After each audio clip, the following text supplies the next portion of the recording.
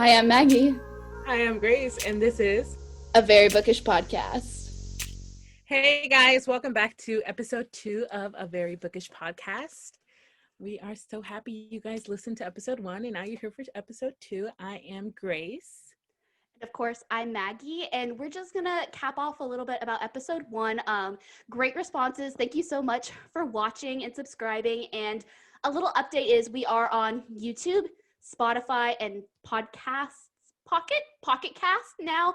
And episodes will go up at 12 p.m. Central Time on YouTube and 6 p.m. Central Time on Spotify and all the other websites. That's how we planned it. But anything to recap for this week, Grace? Did anything happen interesting this week? Your giveaway?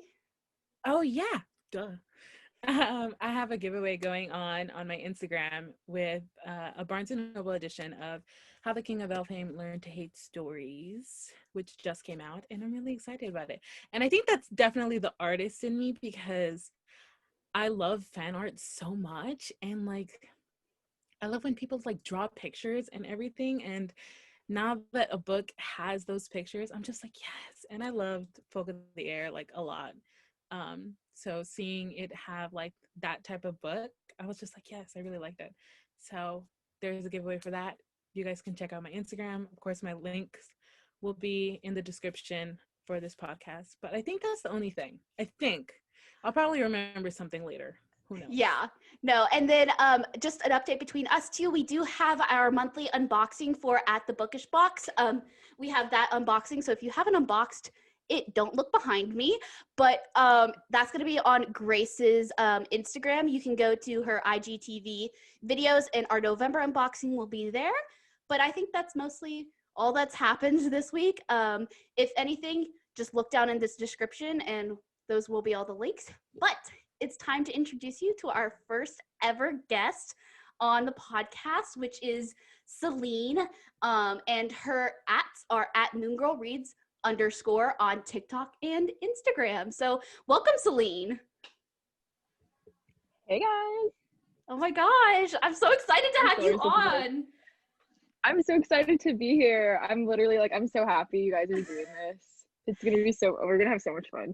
Yes, we are. Literally, when we thought about doing this podcast, and we were just like, oh, how cool it would be if we had guests. Like, you were literally one of the first people that popped into our head. You were the very first for me. Wow. Yeah. Oh my god, that's so fun. Yeah. So kind of just to like get the ball rolling and stuff, one of the first questions is, what got you into reading? So like, was it in middle school or in elementary school? Is it a specific book? Was it a TV show that you watched, or TV and then you read the books? Or I've been reading ever since I was like a little kid. My parents really like to brag about me because like I was one of those like first grade kids who was reading at like the 7th grade level. I kind of just I just loved to read. Everything about reading was fun. I really liked when I was little, you know, those like books, I think it's like the Poison Apple series, where it was like all these like girls, and it was just about like ghosts or like creatures and stuff. I really liked Percy Jackson and like Harry Potter. Those are my favorites. I had such a crush on Percy. I thought we were gonna get married, but that's neither here nor there. And I kind of fell out of reading though recently. No, yeah, if you didn't have a crush on Percy, like, what's wrong with you? He's just beautiful. Everything about him is great. I feel like as a child, all of us had a bookish boyfriend as a child as well. Yeah. We were all, this man is real, and I'm going to marry him when I grow up. That's what all of like our childhood. I definitely thought, yeah. I was like, I'll go to Camp Half-Blood and I'll marry him. Oh yeah, I remember the first time I ever read. Like, I was just like, man, this dude is. Where can I find him? I literally thought that. And of course that has carried throughout adulthood because like now it's a really long list. Y'all still pretend that y'all Oh. She's okay. Grace's No, brother walked in right when I said I was gonna marry Percy Jackson. It's okay. The most like other people They're hearing used to it. How much you care about these fictional characters and how they're your boyfriends, your husbands, and they're just like, what are you You're talking about? crazy. Yeah, and we're just Like, like, he's not real. I'm like, shut up. Yeah, he is. yeah. Do I think either of y'all? Oh, movie watchers are like the second, or like people who watch TVs and obsess over like certain characters. They're like second tier to us. They kind of know the No, yeah. struggle that we kind of go through with that. But book readers, we're on a different level when it comes to book boyfriends and book girlfriends and all of that Mhm. for sure. okay. So, do either of y'all still act like y'all are like childs of Greek gods and stuff, and like walk around thinking Oh, about it? yeah. Because I Yeah, still no do one it, needs to even as know. I did as a Yeah. child. I think that's why I like reading so much, is because like when with movies, I even did that where like after you saw like a spy movie, you would walk around and like act like you were a spy as you were walking out of the movie theater, and you would think that you're all that, and like I would walk around, I'm like, oh, I'm a spy for the KGB. Oh yeah, and then you kind of like are always like glancing around, like you Not gotta the check the exits, you KGB. gotta do this. Oh yeah, like after every book that you read, you kind of adopt a little bit of that and kind of live No, the yeah. world a little bit longer, just a little bit. My personality trait is stealing personality traits from fictional characters that I like. That's my personality trait. I think that's readers as a whole. We all, I think Grace and I talked Yeah. about this. Characters leave a part of them in us, and we learn from characters. And that's, I've definitely become a badass because of bookish characters. Oh, No, yeah. literally, yeah. It's so funny because like it literally, I feel like I'll have like these personality swings, not even mood swings, but like these personality swings depending on whatever book I'm reading. Like if I'll like read like a book about pirates, I'll kind of like have that vibe like the weeks following. Or if I'm like reading like this high fantasy fae with like these battles and like Oh, yeah. and then my brother kind of like notices these and kind of just like, gosh, Grace, what are you doing? And I'm Got just it like, again. like, let me live, let me enjoy Mhm. this world. I can't be there, so I'm bringing it with me wherever I go. Let me be. Yeah. It's definitely an escapism. Like It's books, like it escapism, yeah. more than movies, because I feel like movies you can watch like over and over again, but they never hit you as hard as books do. Especially series. Book Mhm. series hit you hard. Oh, no, literally, when I finished Kingdom of Ash, I was in the biggest reading slump, one of the biggest slumps of my life. I had to go out to a family party like right when I finished, and I was just sitting in the corner, like, just literally just dead. My brain was fried. It was so bad. It was like 3 a.m. for me, and I was sitting in my Oh, girl, grandma's living no. room, crying my eyes out on a blow-up mattress because of Kingdom of Ash. I was bawling for like 3 hours before I went to sleep. I just sat there crying my eyes out in the middle of my grandma's living room. No, literally, it Oh my just gosh, hit now me so hard. And I was like, I'm terrified oh, now. you haven't read it yet? She hasn't read it. Okay. So like, okay, so I'm finally starting to read Throne of Glass. I read to be fair, I read Throne of Glass 6 years ago and Crown of Midnight Okay. 6 years ago. Okay, and then I stopped Okay. because I had a reading slump and had been in a reading slump for about 6 years now until this quarantine started, and then I picked up again. And so I finished Crown of Midnight, read some other book, and then hit my reading slump right after. And I'm glad that I did, because could you imagine me waiting? And you guys, like most of you guys who have read Throne of Glass and read the whole series as it was coming out, you guys had that big gap of waiting for, I think, for the last book, right? I don't feel have bad because I just read it this year. No, yeah, Yeah. me too. Some people had to wait like a year because there was like Tower of Dawn, right? And then Kingdom of Ash. The patience. That's why like I hate reading series that aren't complete yet. Or where the book's not coming out in the next like 3 months. Like I'm so bad at it because I'm so impatient. It's I really That's also- bad. exactly why I didn't start An Ember in the Ashes until like now, because now it's I'm done. so scared to read the fourth book. I haven't bought it yet. I'm scared. I only read this far, and I refuse to read it because I don't want it to end. But like, I need to read it, and I want to read it. I feel I'm that. scared. I'm not touching that. That's like literally my favorite fantasy series, and I will not buy the fourth book because I hate endings. Like even if they're happy endings, even if they're like nice endings, I just don't like when things end. Kind of bad, but like when it I just don't ends, want you're to see it kind end. of left feeling. That Yeah, and really, it's like, so how do I fix this? Like, it's over. Yeah. I could just I'll probably just reread it multiple times. Yeah. Oh yeah, I've reread Throne of Glass multiple times now. I just start rereading from Air of Fire, and I only read chapters with Rowan in it. Rowan Karpenko in it. No, yeah, that's the thing. That Air of Fire was kind of like, it's really long, and like the only parts I liked were the ones with like Rowan and Aelin, and like a few of the chapters towards the end. But I don't want to spoil anything for Miss Yeah. Grace and the other viewers who haven't Yeah. read Well, the book. that's why I'm glad I read it when I did, because I wasn't on BookTok yet when I read Throne of Glass, and that's what got me on BookTok was Throne of Glass. But so I didn't get spoilers at all, and I read it within a week. I read Throne of Glass within a week because I would read from like Dude, 1 p.m. to 3 a.m. and that's when I would read it nonstop. Stop to go to the bath. No, I would read it in the bathroom because I had my phone. So I would just scroll and read it No, on my yeah. phone. I got spoilers for every single death of Throne of Glass in my own BookTok comments. In my own comment section. In my own that's comment the section. worst. That's like All of the deaths literally were the worst. spoiled. Yeah. It was I horrible. I guess- mean, like, I still cried. Like, I cried so badly, but like, I kind of knew what's happening, and I hate when things get spoiled. That's why I won't read the Crooked Kingdom, because someone spoiled it for me, and like I have it, and I have the Grisha trilogy. I just like can't read it because like everything was spoiled. But That's Throne of Glass was no- so good that I just had to Yeah. keep reading it now.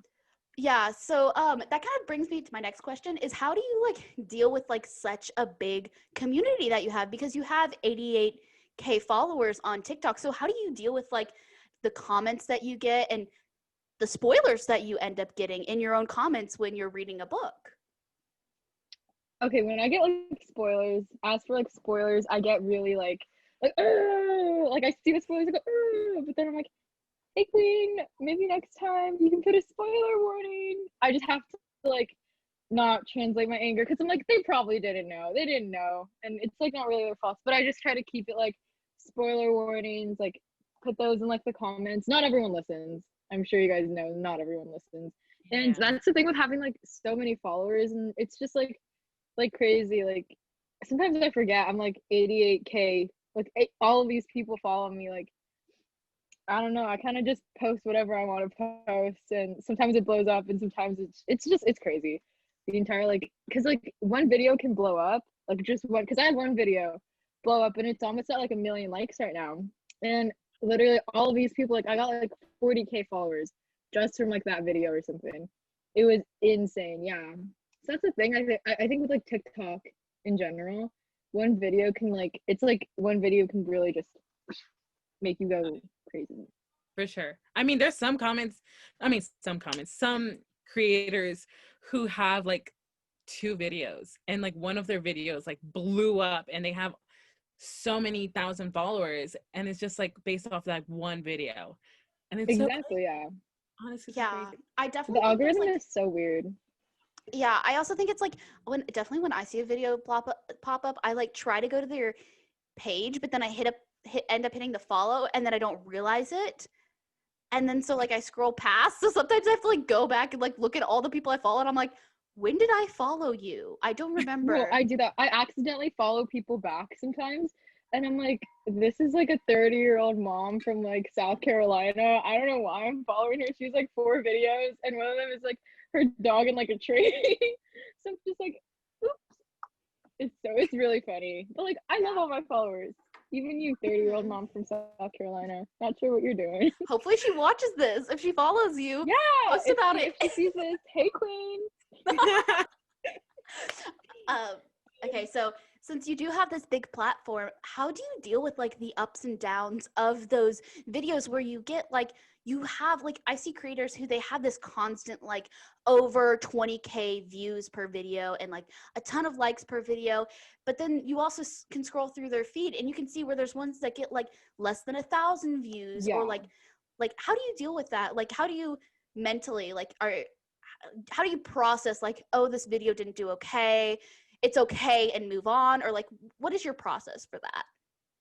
It honestly, it depends because sometimes like I won't put in so much effort into a video and it doesn't get as like many views or likes as like I would want. And I'm like, okay, it's fine. But like especially for videos that take me such a long time to do, and when they don't really blow up, or I can see that, you know, it didn't get on the For You page, or for some reason, like, I have all these followers, but they're not seeing like all my videos. That's like, I think when it gets really, really hard, and I think BookTok as a whole is having like that kind of problem, especially like right now. I can see like the algorithm or whatever, just there's not a lot of like our videos blowing up anymore, just like getting as many likes.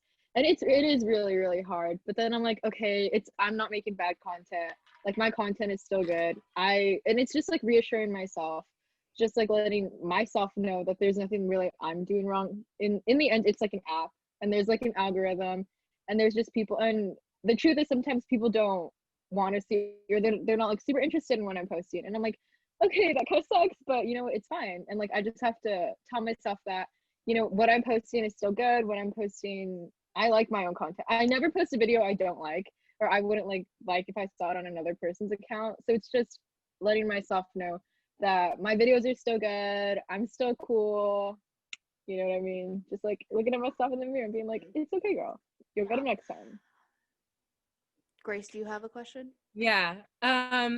So what are some of like the best things that have really like made you feel like that heartwarming feeling because you have such a big platform? Like I know that there's negative things out there, but what are like some of the things that like have really just like made you feel this is why I do it?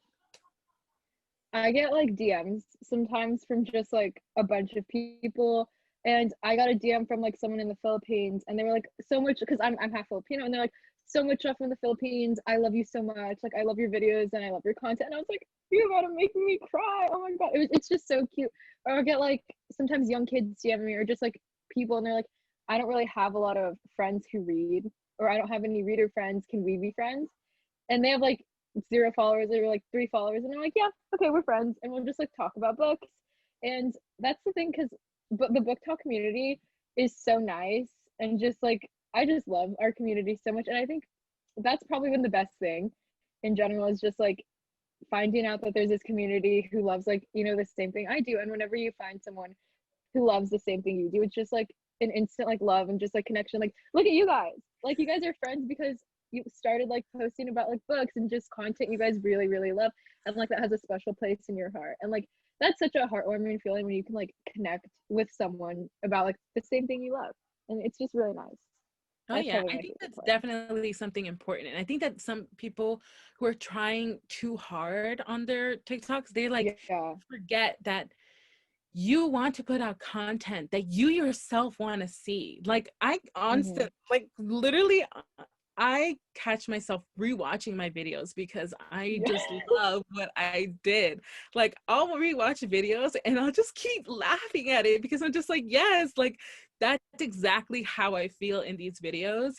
And I'm pretty sure so many people do. And like, if you honestly do not go back and rewatch your own videos, you didn't put out content that you really love. Exactly. Yeah.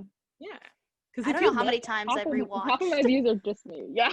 Yeah, like I think I about have that like my too. own account, and I'm just like, No, yeah, I'm telling I you. definitely agree with that. Where like I like there have been some like early on when I was posting Star Wars content, I definitely like wasn't into it. Like I was at first, and then that's why I moved to BookTok, because I was like, I don't really want to be doing this. I'm sorry, my sister just knocked on my door.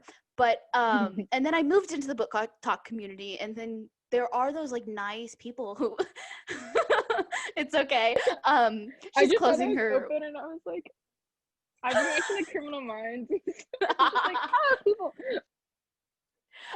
But so I definitely think that that's like a bonus to the book talk community, is because we're all so welcoming. Like there is those like negative sides, but most of it is positive. And like that's why I think I did shift to the book talk community, because I like it. And like if you don't like it, you're gonna run into issues. Because if you did have like Selene, if you didn't like it and you had this huge community, what would you do? Like you would probably not No, yeah. just want to quit. There, there was times. No, there was times, because I have like anxiety and stuff, and like there would be times when like I would see that I had this huge following, and like there was a lot of pressure, just like personally for me, like when I was in like high school, and like wanting not like doing like people didn't really do what they like to do, especially with books. Like if I spent my senior year not in quarantine, I would not have started a book talk, in all honesty.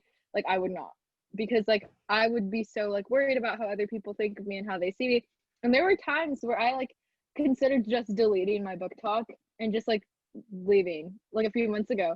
And I'm so happy I didn't. Like looking back at it now, I'm so happy I didn't. But there would be like days and like nights where I couldn't fall asleep because I'm like, can I handle all of this like pressure I'm feeling? And like most of the pressure is just me putting pressure on myself, not even for my followers or just anything.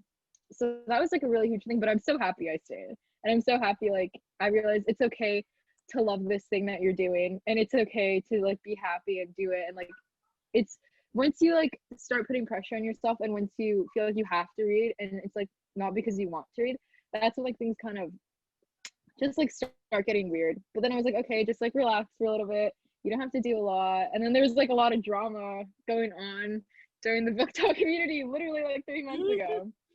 And that's, we'll talk about that later because Oh yeah, that's one of our questions we have is how to deal with that. Your topic right now, from one of our followers, Nautical Reads, Kate, she asked, what originally inspired you to join the book talk community? Ooh, okay. So I was on TikTok, as you know, all 17-year-olds are, I'm 18 now, but in like May, and I was just on it, and I remember, because I used to be like obsessed with solely Akatar. We've grown, but I used to be obsessed. Everybody kind of went through that phase. Everybody went. No, it was a phase. We all went through that phase. Yeah. It was like the Akatar. we all went through it. Phase. Yeah. Early, because like I joined at the peak of Akatar time. Oh yeah. Because I would like videos and I'd be like, oh my god, this is my little secret, and it would be like Kate's reads, basically just Kate's reads, and then like just like random videos would just pop up on my For You page that were from the book talk community, and I was like, hey, I want to make one too. And so that's kind of what it was. I had a lot of time during the day because I would just go to class for a few hours, go on my phone. I couldn't go out. I couldn't hang out with my friends. And I was just like, okay, I have all this time. I have all these books. Book talk, you know? Yeah, I definitely joined at the peak of I got onto the book talk community at the peak of Akatar, because I feel like Akatar blew up a lot more than Throne of Glass did, but it was Moss Trash, Beth, who with her cosplay, she's how I got onto the book community because I was doing Star Wars cosplay. Yeah. Oh my gosh, I love her so much. I want like a crush on her. I have a hardcore crush on her. No, she's only 3 hours away from me. She's like, yeah. Hey girl. I definitely was like, because she talked about moving to where she moved to, and it's like 3 hours away from where I live. And I was like, hey, like she was going through a hard time, and I like commented, I was like, hey, if you ever need somebody, I can drive up because it's not that far, and like I could take you out like platonically, like I'll have you a good time. But she's how I got, because with her Feyre and Cassian cosplays, that's how I got onto the book community. God. I remember seeing her videos and pop-ups. Yeah. Yes. I was so happy. Her cosplays are so good. Her Feyre cosplay and Manon cosplay. Her Manon cosplay is top tier. Manon. Ooh. No, I've never seen a better Manon cosplay. I know her Bryce Quinlan cosplay from Crescent City. Her Bryce is amazing. It's like literally it's so good. When so I finally read Crescent City like last month. I was just like, I'll finally read it because like everybody was like, it had died down to the point where nobody was really talking about it. So I couldn't run into spoilers anymore. And I'm like, okay, it's time to read it. And as I was reading it, like literally her cosplay was how I pictured it. I was just like, no, that's her. She's so good. So. Yeah, no, y'all want to start a fan club? Mass Trash fan club.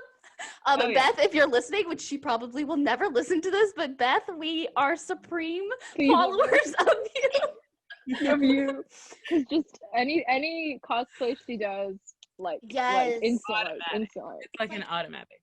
And she's so genuine too. Like if you like watch her live videos, she's such a genuine person, and she's so nice, and she makes great content, and she works hard, and you can tell that she loves to do what she does. She works so hard. Yeah, I can tell she works so hard in her videos. I can't even put like mascara on sometimes, and like she just gets so dressed and just so prepared for literally everything, and I'm like, that is dedication. Like the Oh, yeah. detail she puts into her Manon cosplay. Like if you look at the outfit, it's like she's wearing layers of clothing for this outfit. No, yeah, her wigs too. Like I've never worn a wig. Like I'm not good at like any special effects, any like makeup or costumer. But her wig, like she does it so that it like looks like her actual hair. And I I'm got like, the wig that that's she art. got. I got it because Well, she recommended it, and I was like, that's the hair I want. And she like talked about it on her live, and I went and bought it off of Amazon. That's when I Yeah, texted like you, automatic Grace. Automatic Wow. purchase. Yeah, that's how I boom, in the messaged car. Grace. I was like, should I buy it? And Grace was like, yeah. And I was like, great. Go for it. Full set, yeah. But yeah, she's definitely like how I think she deserves more hype. I think I in the agree. cosplay realm because she doesn't cosplay like a bunch of stuff, but she's starting to branch out too, which I think she needs to get more recognition because I feel like there is this kind of like this like ACOTAR Throne of Glass like suction in the BookTok community where if you don't talk about it, that's how I've lost like my views are only up when I do mention ACOTAR or anything Sarah J Maas. I noticed that because like if you like you can go to my page, I just hit 90k likes and like majority of those likes are from Sarah J Maas content where one of my videos got like 34k views and like 10,000 likes or something, and that was a Sarah J Maas content. Mm-hmm. And so I feel like, how do you deal with this? How did you deal with it? Because I know you don't talk about it much anymore because we all know Sarah J Maas is a problematic author in her own world, and the representation that she has in her books is non-existent most of the time. But how did you deal with the shift from all the Maas content that we were getting to like shifting to like different types of content that you were producing? I initially like if you go and you scroll like to the beginning of like my page, ACOTAR, Throne of Glass, ACOTAR. But I started just realizing like, hey, there's so many more books and there's so many more quality books that, you know, I will always love ACOTAR, yeah, and I will always love Throne of Glass, but I recognize like I'm not represented, like who I am, like I'm a person of color. I'm like someone who doesn't really label who I like and like just like everything. And you know, there's other people of color and other people in like the LGBTQ plus community, and like you have to listen to those voices and realize, hey, like I might love this book, but I have a large platform and I'm not going to continue pushing, you know, these books and this content. I love the storyline and I love high fantasy, and I think and I, you know, a lot of people say Sarah J Maas is a bad writer. I kind of like her writing style. Like, I kind of enjoy it. I love like foreshadowing. I love like symbolism. And I wouldn't say she's the best person at it, but I love how she does it. And I really like, you know, her world building and like the characters she comes up with and the worlds she comes up with because I love high fantasy. So I'm just like, oh my God, wait, I just lost my point. Okay, no, so it's like, okay, realizing, you know, like, okay, I can love this high fantasy and like, I understand if people want to read it, like, you know, for like the high fantasy, I think she has great romance, you know, just to encourage buying like secondhand, using like thrift, like going thrifting, and just like I kind of push for that. But I also recognize like, okay, I have a larger platform, I can push, like me myself, I can push for different books and I can push for different genres. And it was just kind of taking a step back from content I know will give me views and will give me followers, and just realizing, hey, I could affect so many more people, because if I loved Throne of Glass and ACOTAR and now I love these books, so could so many more people. And like, not to be kind of shady, but there are some bigger creators who have been like, I will only post Sarah J Maas content because it gets me likes and it gets me views and it gets me money. And I'm just like, I don't think that we as a society, as BookTok, need to keep doing that, or should it have ever like, you know, been doing that in the first place. And like, You didn't tell me you were gonna bring I some just, tea today. yeah, no tea.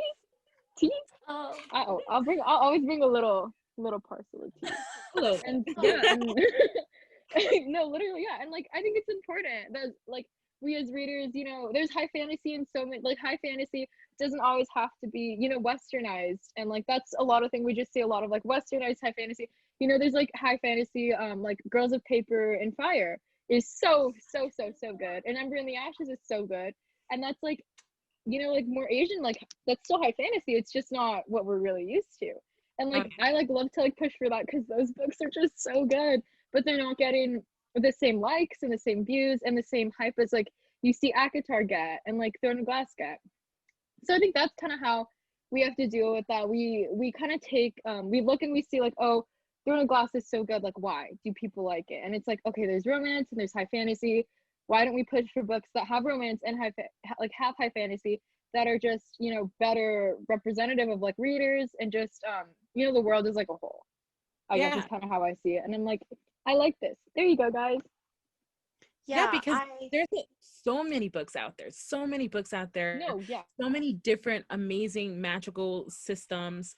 The world building is incredible. These character developments are like top tier, and no one has heard of them because nobody talks about it. And that's just such a big kind of letdown because one, every author puts like their sweat, tears, you know, everything into the book that they pushed out. And, you know, each author, it's so hard to put out a good book, but it's not that hard to represent the world as it is. Like, there are so many people around, so many different types of people, so many different types of skin tone, so many different types of body, so many different types of every little thing that you can put into a book. And it's not that, well, I have no experience with this type of people. That's such a BS excuse. Exactly. Yeah. It's such that's literally the worst excuse. It's like someone, if I didn't like, you know, a discussion in the comments with someone, because I think there's a difference between like an argument and a discussion. And if I get like a discussion with someone and they're like, well, certain author, white cis author can't write about, you know, a certain community because that's not who they are. That's literally when I'm like, okay, everything you're saying is dumb. Like your defense is so bad. Just do research. If you don't like trust maybe like websites or just whatever, talk to people. Like it's really not hard. And plus, especially if it's fantasy, like it's like you have the freedom to do basically everything. And that's like with people of color, we're just like people. We're like normal people. We do normal things. Like that's literally how you could just write a person of color. Yeah. And it's like you don't need to like tokenize or, you know, put them in like these like stereotypes. Like we just chill, you know, like we are. Especially in a fantasy world. In a fantasy world, you come up with your own rules. So you have like authors have this ability to add as much diversity as they can because it's a fantasy world. Our world does not apply to it technically. Like, yeah, of course, like our world is going to have like influence in the book, but you completely create a world from scratch and you should be able to add in those people of POC characters and LGBTQ plus characters and not make it stereotypical because it's your own world. Like, damn it, please just put some diversity in there. And like, I hate when quote me on that. Say, oh, it's fantasy. No, literally, they're like, it's fantasy. They don't need to put people of color in it because it's whatever the author wants. That's scary. So basically, like a person, like if it's a white author writing, and they're like, oh, they're white. They don't need to put people of color. It's their own world. They can be all white. That's scary. Like, who's going around just wanting a world of like all white people? Like, that's just not fun or representative. And like when people use that as an excuse, saying that they don't need to add color because it's whatever they want to do, I just get worried because like where would you think where you have this platform and like you have this talent of writing, you don't want to be like inclusive and you don't want to be like just make people like it's just weird. I hate when people say that too. It really is. It's just such a weird reason, so like explanation. Yeah. It's just like you have the ability to add people of color, to add people plus size, mid-size, any kind of whatever diversity in the book. And the story does not need to be in any way affected by that person being represented in the book. Like that's not the story of the like because this girl, she's plus size, the whole story is shaped around her being plus size, unless it's that type of book. But if it's a high fantasy book, it's a fantasy, size, that's it. Like, okay, she's of that size, and the story goes on, move on. She's a normal person. Her color does not define every little thing about her. Her size does not define every little thing about her. There's so much more to these characters than just like how they look. It's so easy to make somebody a person of color and then just have them be a person. Exactly. It's not that hard. And like imagine like you can have so much fun when you write like a fantasy world Like, I will say Sarah J. Maas, I loved when she wrote about the country and like Tower or the continent and Tower of Dawn. That was amazing, and I think she did a really great job. I mean, she has so many problems. I recognize she has so many problems, but the way she was able to like build that in like Tower of Dawn, like that's so cool. You know, so many other cultures have so many like fantasy creatures. Like, imagine if like there in like Avatar there was like maybe like a Latin like continent and there's like La Llorona or like something cool. Just like you could have there's just so many myths and like people really like to hype up like westernized like myths and like creatures and like fairies. Even like with Greek mythology, you see like Greek mythology kind of being like idealized and like everyone loves that, but you don't really see like a lot of like African mythology or just like there's just so many things you could just take from and like make fantasy books so good. And a lot of people just don't. And like a lot of people are like, oh, they could just do whatever they want. Like it's not that deep. It is pretty deep, you know? There's just so many things. Oh yeah. And it's definitely hard because like, you know, like me, I'm reading Throne of Glass for the first time, you know, and there have been a lot of people who have like come up to me and been like, why are you reading that book? Like, no, you shouldn't want to read it because of all of these problems. And I'm just like, I know these things, and I know these things going into this book, but I want to see the world that has been built. I want to see that magical system, and I want to read this book because I want to read it. I know that this book could have been so much better had I been represented in this book, any part of me. And I'm just like, if only I could have been in there. And I wanted to read this book because, you know, I want to read it. I want to see how my friends have fallen in love with these stories way before me. And I want to fall in love with them too. And I want to read this book and I want to read this series. Does that mean this is going to be the only series that I'm going to obsess over and never want to read anymore? No, yes. Never. Exactly. Never. Exactly. Ever. Oh my gosh. And then it's so crazy to me because, you know, like I joined BookTok like many other people did during like the peak of Akatar. That was like my thing. And I actually joined after I had finished the series. And so when I finished it, like I loved all the content coming out. And then like I was just like, okay, so like what now? What am I going to read now? And then people started recommending all these books, and I'm kind of slowly making my way through all of those books. But then I'm also finding all these amazing other stories. And like everybody was talking about it in Ember in the Ashes. Like I would see it every now and then. And then like I was like, okay, great. But then I heard it's still not done. And I'm like, gosh, I don't think I'm going to be able to handle that because it's done now. Love it. Like literally so many people love it. And when I tell you, when I was reading it slowly. I was doing a buddy read. I was supposed to stop like at chapter 9 or something.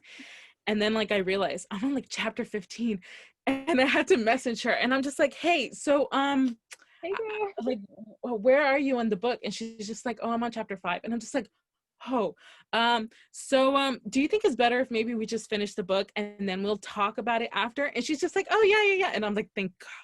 And I just sped through the book. I loved everything about it. And that love that I had for this book, I had it for Agatha.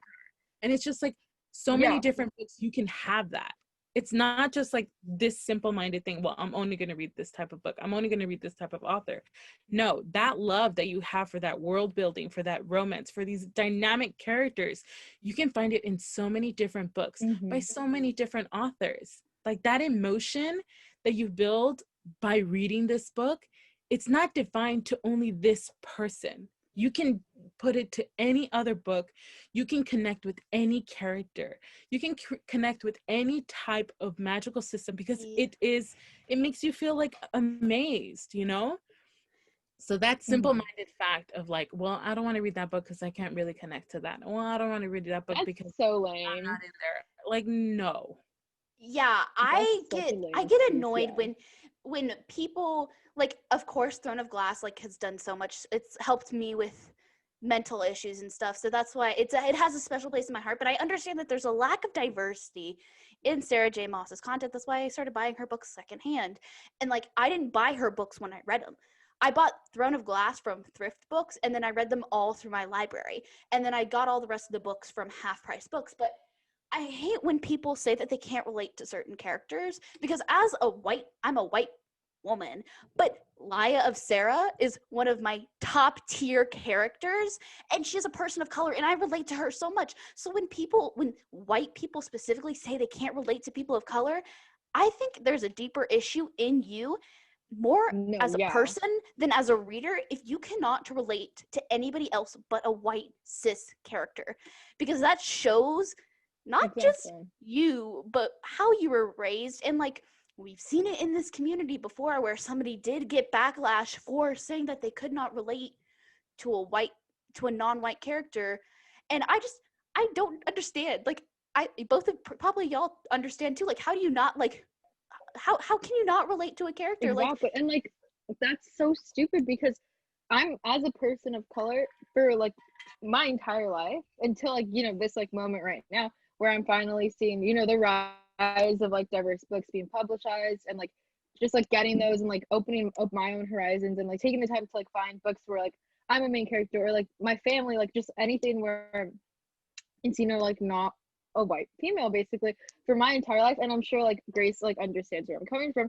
I've had to like imagine myself as like, you know, if it's a white, like for Akatar, I read Akatar when I was 14. I don't recommend anyone do that, but I read Avatar when I was like 14 or 15, and I Feyre is clearly a very like white, you know, female, and like I still related to her. I still found a way to relate to Aelin, and it's like I'm used to doing that. Like I'm used to having to imagine myself a person of color as a white character. I'm used to having to take elements from white characters and like trying to relate to them. I'm used to like seeing myself and relating to them. So whenever white people say they can't do that with people of color, I'm just like, I'm not going to say internalized racism, but internalized racism. Like, it's not hard. We're people. At the end of the day, we're people. Yeah, it is. And it's like, just wrong. It's wrong to like, even just, say it. Like, to do it, it's wrong, but then to like acknowledge that you only read from a white perspective, even worse. I think like if you can't that's so diversify, disappointing. like I got attacked for not diversifying my reads, and I was like, sis, Grace went off on her because she like tried to come for me, and I was like, you have no idea who my favorite authors are. Like, Saba Tahir is my top tier author, and like No, Ember in the literally, Ashes. yeah. I was like looking at this comment, and If I was I like, saw that, I would have been like, nope. she deleted her Well, comment. that's the thing. So Yeah. Maggie literally And like like, I've sent had me a issues with that, yeah. screenshot, and I was like, I just went straight to the Gone. comments. I'm like, no, you're not gonna do this, because like Yeah. now it's like a thing where people are like looking for it and they're trying to jump on it. And I don't attack. like that. That's And it's so, like, yeah. you don't gotta do that. And it was It's- worse And because she it's like hard, didn't know about my yeah. background. Because like she didn't know that I am part of the That's LGBT. embarrassing. That's so embarrassing. Like That people just can't come for people like that. Yeah. like red, And white, like and that's the royal thing, 'cause, blue. like, dude, that's like my favorite. Alex. I like when I read that, I was like, I've never really. He's my comfort character. I love him. It's a good He's just the book. best. But like, I've had like that like issue because people, you can't demand that anyone diversify their bookshelf like within like a day or two. Like I've seen that happen in comments, and I'm like, first of all, that's like basically class. It's like books are expensive. Books are a lot of money, and you know you can't demand that happen overnight. And I would rather have genuine change than performative white activism. And like that's what I know. I think we did kind of see a lot on BookTok, was like one post about like 3 diverse books when a person has, and I feel like especially when that whole thing was happening with like Avery and everything, people, a lot of like white creators, I think felt a lot of like pressure to be like, oh, I'm not racist, here are some books. And like, Yeah. that's the thing. I feel like a lot of them recommended like 2 or 3 books that were diverse, and then they like checked that off their list and like just didn't do it again. Yeah. And I would rather have genuine change than just have people being like, okay, I've met my quota, like that's it. And I don't think we can attack people for taking time to change and taking time to just, you know, truly like and genuinely diversify their reading.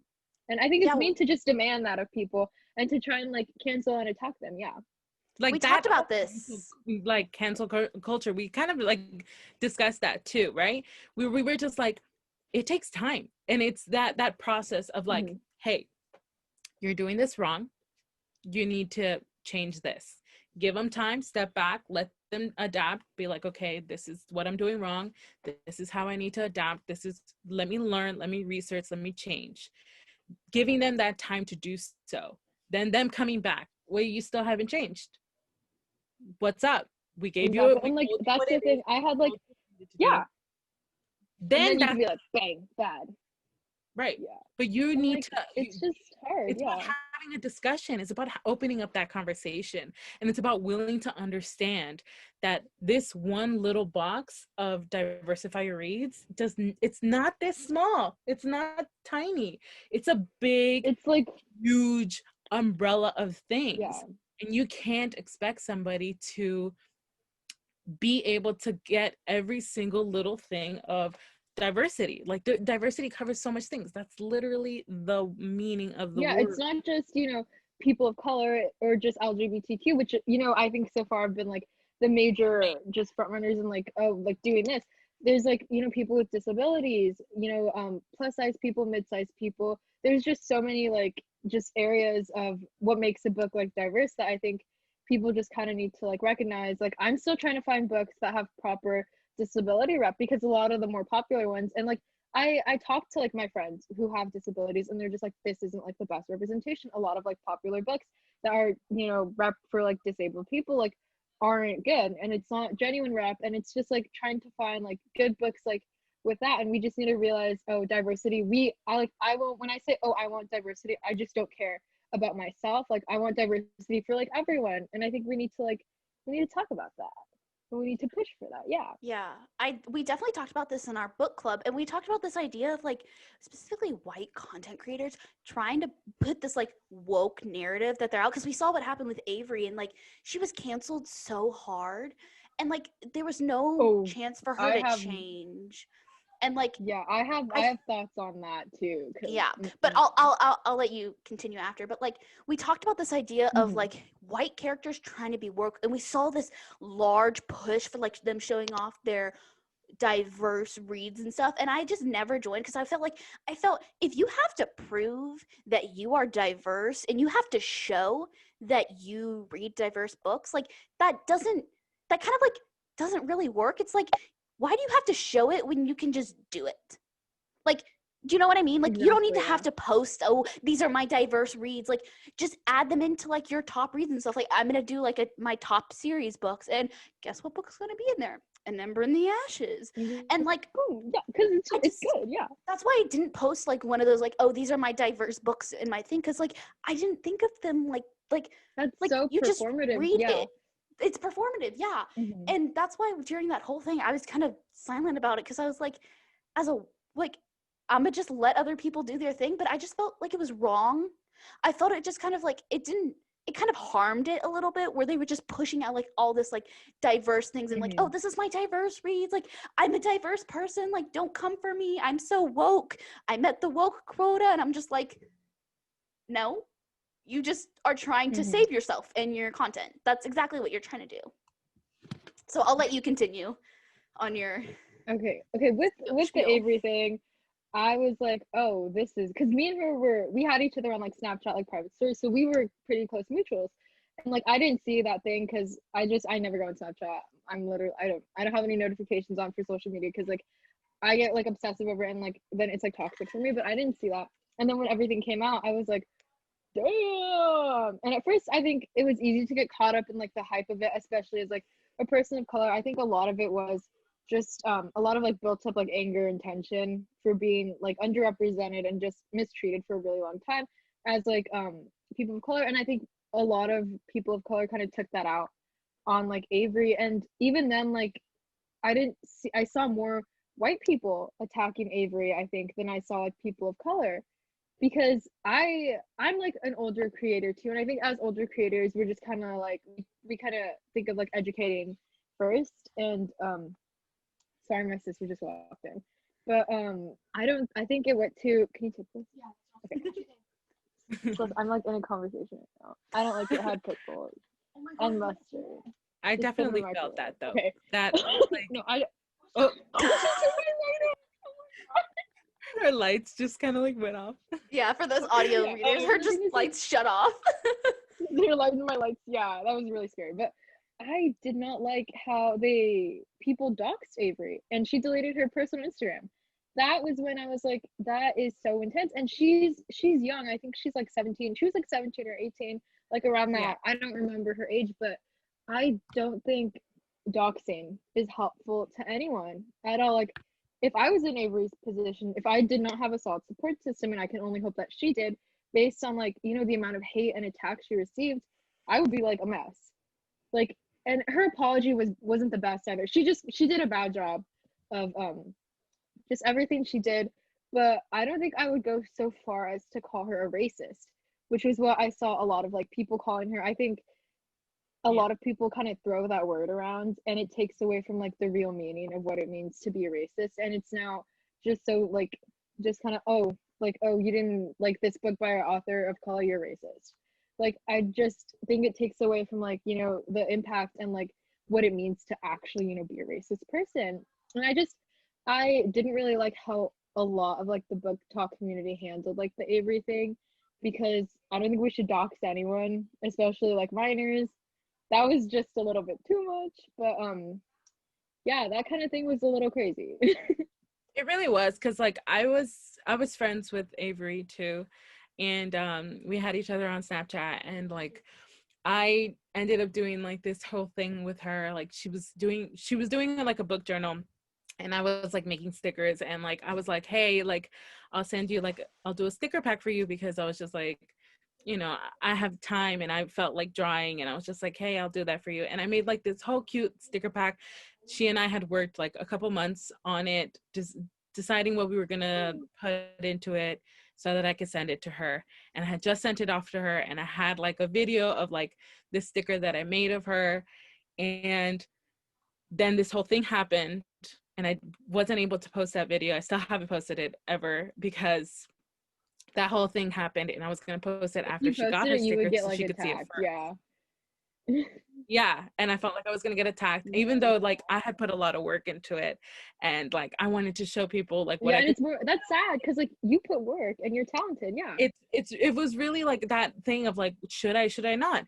And like I couldn't even talk to her and be like, hey, so let's have a conversation. Let me have a virtual sit down with you, and have this conversation with you about this thing, because I felt like she and I talked often, to the point where I could have had this conversation with her and talked through that whole thing in a way that she could have stepped back, done some research, did that whole development and growth. And I feel like she was one of the people who could be capable of that. Like, you know, there's certain people who are just like, I'm not going to change, I'm never going to want to do anything. But she had that kind of kind mindset where she could have, that thinking could have been shifted. And because people jumped on so fast, so quick, it blew up. Like every single video was on that thing. And it was just like, I can't even talk to her now, because she completely got it. She took herself She's completely out of gone. it. She's like ghosted. Yeah. And like And you I can't like find her could anywhere on the never, internet. Yeah. you'd never know what journey happened to her. She was so young, and like we had the opportunity to do something right there, and we did not do it justice. And I feel like you're right about the older creators. We had that different mentality of like teaching. That's a difference between us and like those who are younger and who are, you know, just quick to like jump in and say something. We're in the mode of like, we want people to learn, we want people to adjust, to grow, to adapt. And a lot of people don't have that mindset, and they'll jump into the comments quick on any single post and say these things. And it's just like, but wait, I want you to back up your argument, to give me reasons, to let's talk about it. Let's have discussions. Like somebody came into the comments for me and was just like, oh, all of a sudden this person is a person of color. All of a sudden this person is a plus size character. All of a sudden this. And I'm just like, okay, let's have a discussion and let's talk it out. And give me how you would do it. Yeah. Give me how I am supposed to be represented in a book. You tell me, since it's not obviously not your rep, but explain to me how I'm supposed to be represented, because clearly you have the answers. And they kind of come back and they kind of take it back, and either they fix their answer to accept like, okay, maybe I shouldn't have said that, or they just stop responding and delete their comment. Yeah, those are so funny. It's like, i.e. okay, what happened to me. right? Where, yeah, Exactly. I definitely think that, like, with the Avery situation, it was a key moment in book talk, like, community history, where it could have been the perfect learning moment.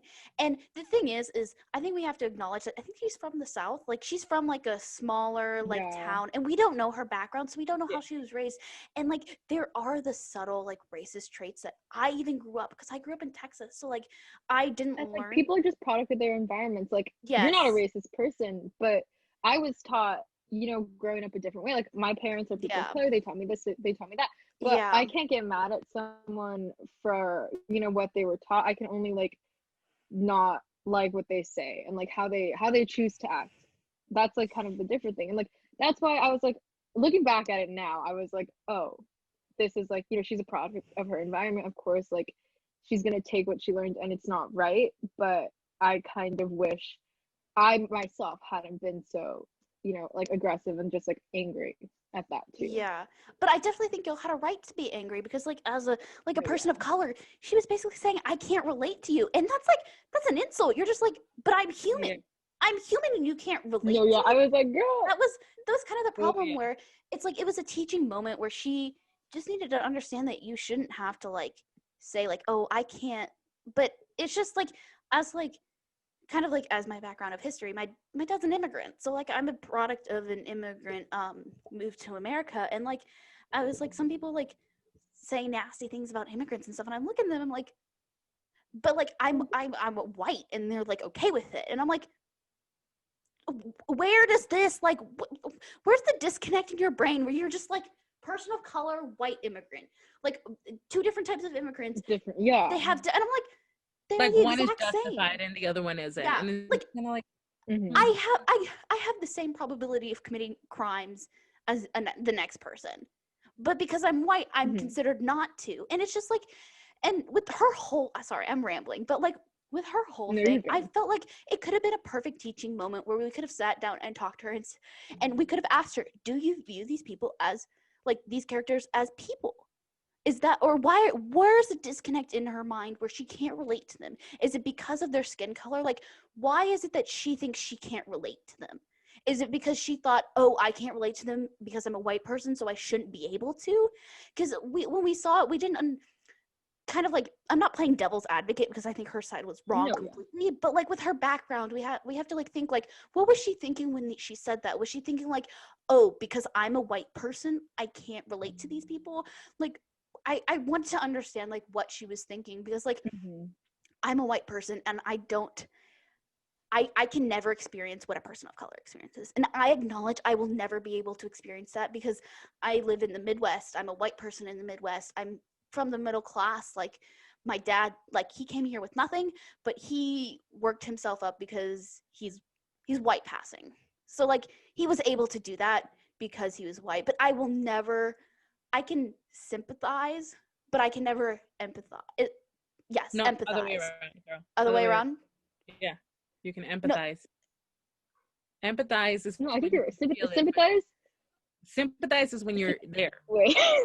No, Now I'm being reading the no, difference Grace. between- I literally just talked about this in theology. Are you I sure? talked about this. No, I think Yes, you're so right, Maggie. sympathize Yeah, is you're when right. you like, can you like, see Am I yourself. wrong? I see you. Yeah. yeah. So like, Sympathy is like, oh, I feel sympathize. bad for you. Yeah, sympathize is like, I feel bad for you and I understand like your situation, but like, empathize is where you've been in that situation and you know exactly how Like, they I feel. know your pain.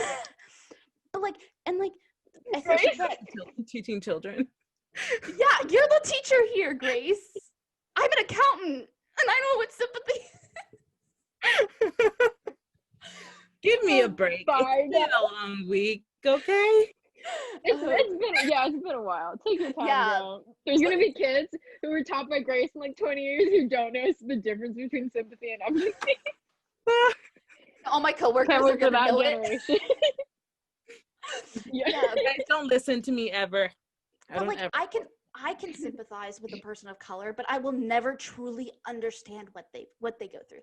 Like, I will never have that experience, but I can still understand the hardship they go through. I can still understand the racial inequalities, the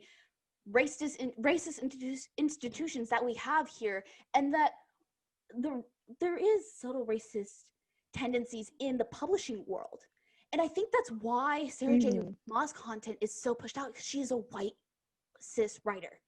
So like I feel like that's majority and of she the writes about white cis characters. Exactly. Yeah, so I feel like that's why it's pushed out. But like I just want Avery, I wish Avery I wish we had that teaching moment where we taught her, like, these are people, and you can still sympathize with a person, and but not like never go through what they've go through. And I don't know exactly what she meant. Like nobody will ever know what exactly she meant by that post except her. Because the wording was really like looking at the wording, it's kind of like, oh, it can mean so many things.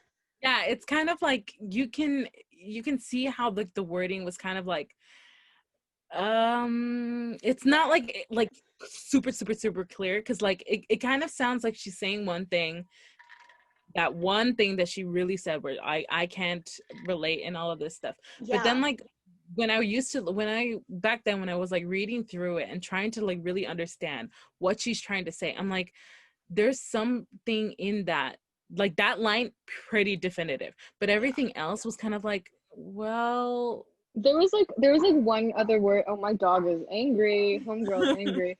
But there was like a line where she was like, oh, people are born the wrong color, or you can't choose who you love. And like that wording was really, really, I think what made a lot of people upset. And I was upset by that wording. And I was like, that wording is really horrible. But I went to Catholic school when I was a kid. And like Catholic school in Southern California, we're in like a predominantly white neighborhood. And a lot of like the words and the phrasing I was taught when I was younger is, you know, choose to love, like just repetitive. Or I've never learned born the wrong color. I can't, homegirl was wrong, completely wrong for that one. But I don't know what she was taught as a kid or how her teacher spoke to her.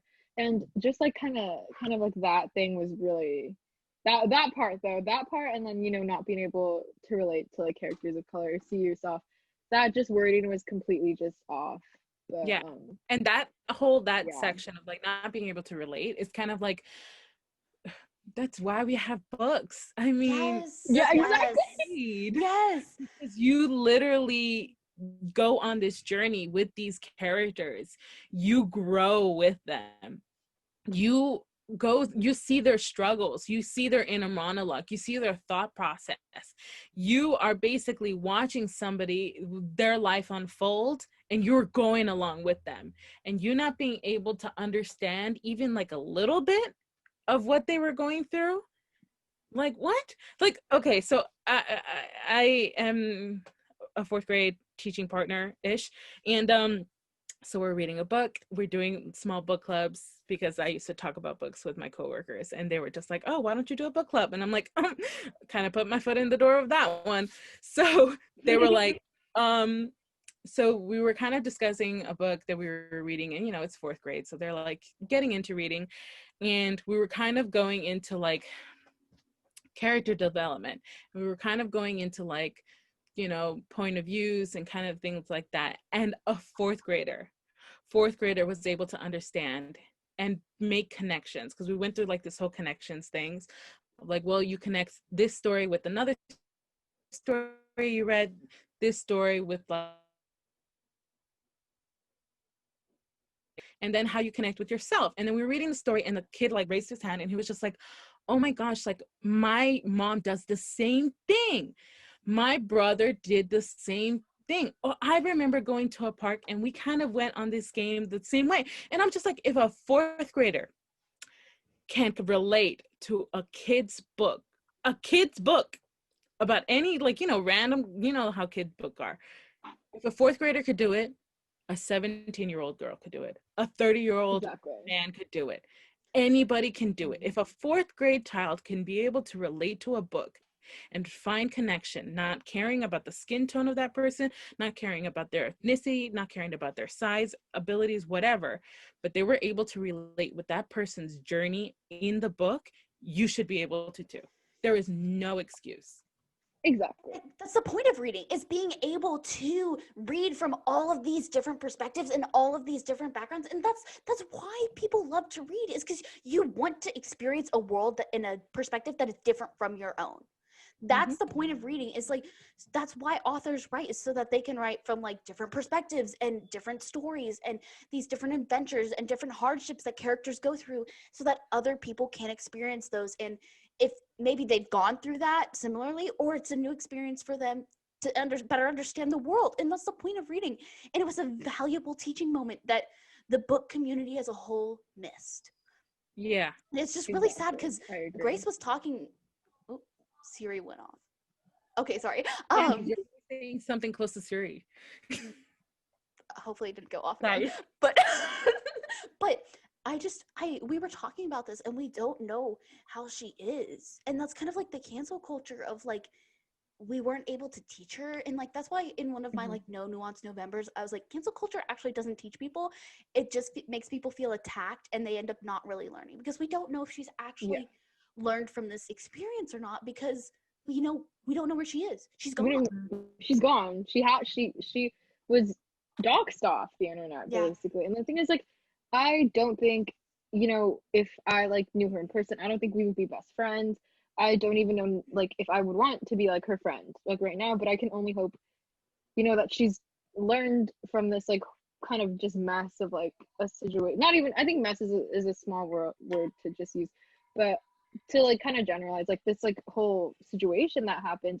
And I can only hope she learned, to better like herself as like an individual and as a reader, and as like she's not even a content creator anymore, I can't say that. Yeah. But just better herself, and like how she chooses to go out in the world and how she chooses to see people. But I don't know if I had been, like told in that way to like change or to just improve on that, if I would be able to like do that. Because I think you can't like, I think there was like a difference between like a lot of people were telling people of color to just like stop getting so angry, or it's not even that deep. And like I think I was more mad at this idea that people thought like that, and this idea that like more people than just Avery thought like that. I wasn't mad at Avery, I was just mad at that entire situation, and that there's the people who society as still a think like whole. that.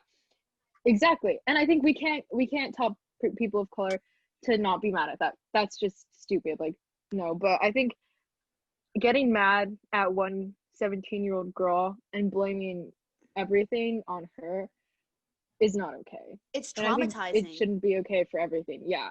I would never join TikTok, get on the internet, do anything after that. Yeah. People were her. like That's telling really her to hard, like kill herself and stuff. And I was like, literally, that's when it went literally too far kill for herself. me. That's when it was like, I Yeah. was like, you can't, like, that doesn't help the situation at all. That just makes it like a death sentence, when it's really just a learning experience that she needed. And like, People just were felt so quick to like get mad, and then it was like that reactionary like response. yeah. Like, it was just like so quick, so fast, and then once it passed, it died down and discussion stopped. It was like a week, right?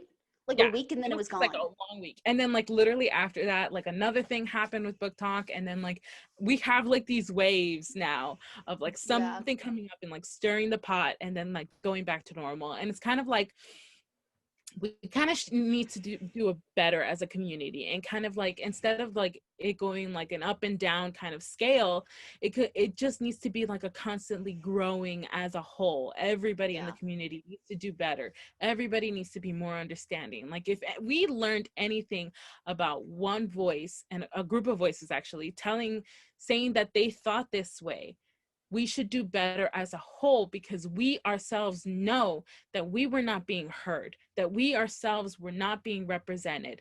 So we need to do a better job of making sure that everybody else has that opportunity. Like, I saw this TikTok a while back ago, and it was kind of like this thing, this plus sized girl, not on BookTok or anything.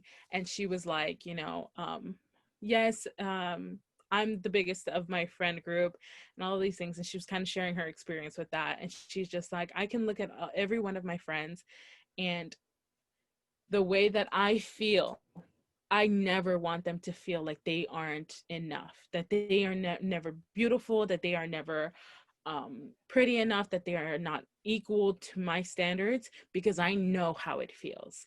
And she was getting married, and she was like picking out her bridesmaids dresses, and she was like, that's why I picked like this design, because every single body feels comfortable in this kind of design, because every plus size girl has been in a wedding or has gone to go dress shop picking, and they didn't feel comfortable in their own skin because this dress did not fit my body type, and they had to do it because this bride felt that way. I'm 24 years old. Yes, I'm thinking about marriage and wedding dresses, so that's my thing. um, so and she's just like, because us plus size girls, we know what it feels like to be uncomfortable, so we never want somebody else to feel like that. So us as a people of color, we know what it's like to be pushed down and not listened to. So we as a community need to do better of making sure that everybody has a voice. It's simple as that. We know what it feels like. We should never make anyone else feel like that too.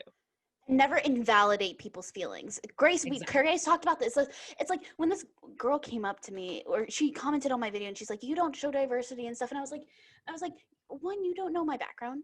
Like, you don't know like my sexuality. Like, you don't know my history. Like, you don't know anything about me, and you're just attacking me, saying I need to have diverse reads. And I was like, Wasn't even following you. wasn't following me, Didn't didn't like any of my other content. Probably has never seen my content before.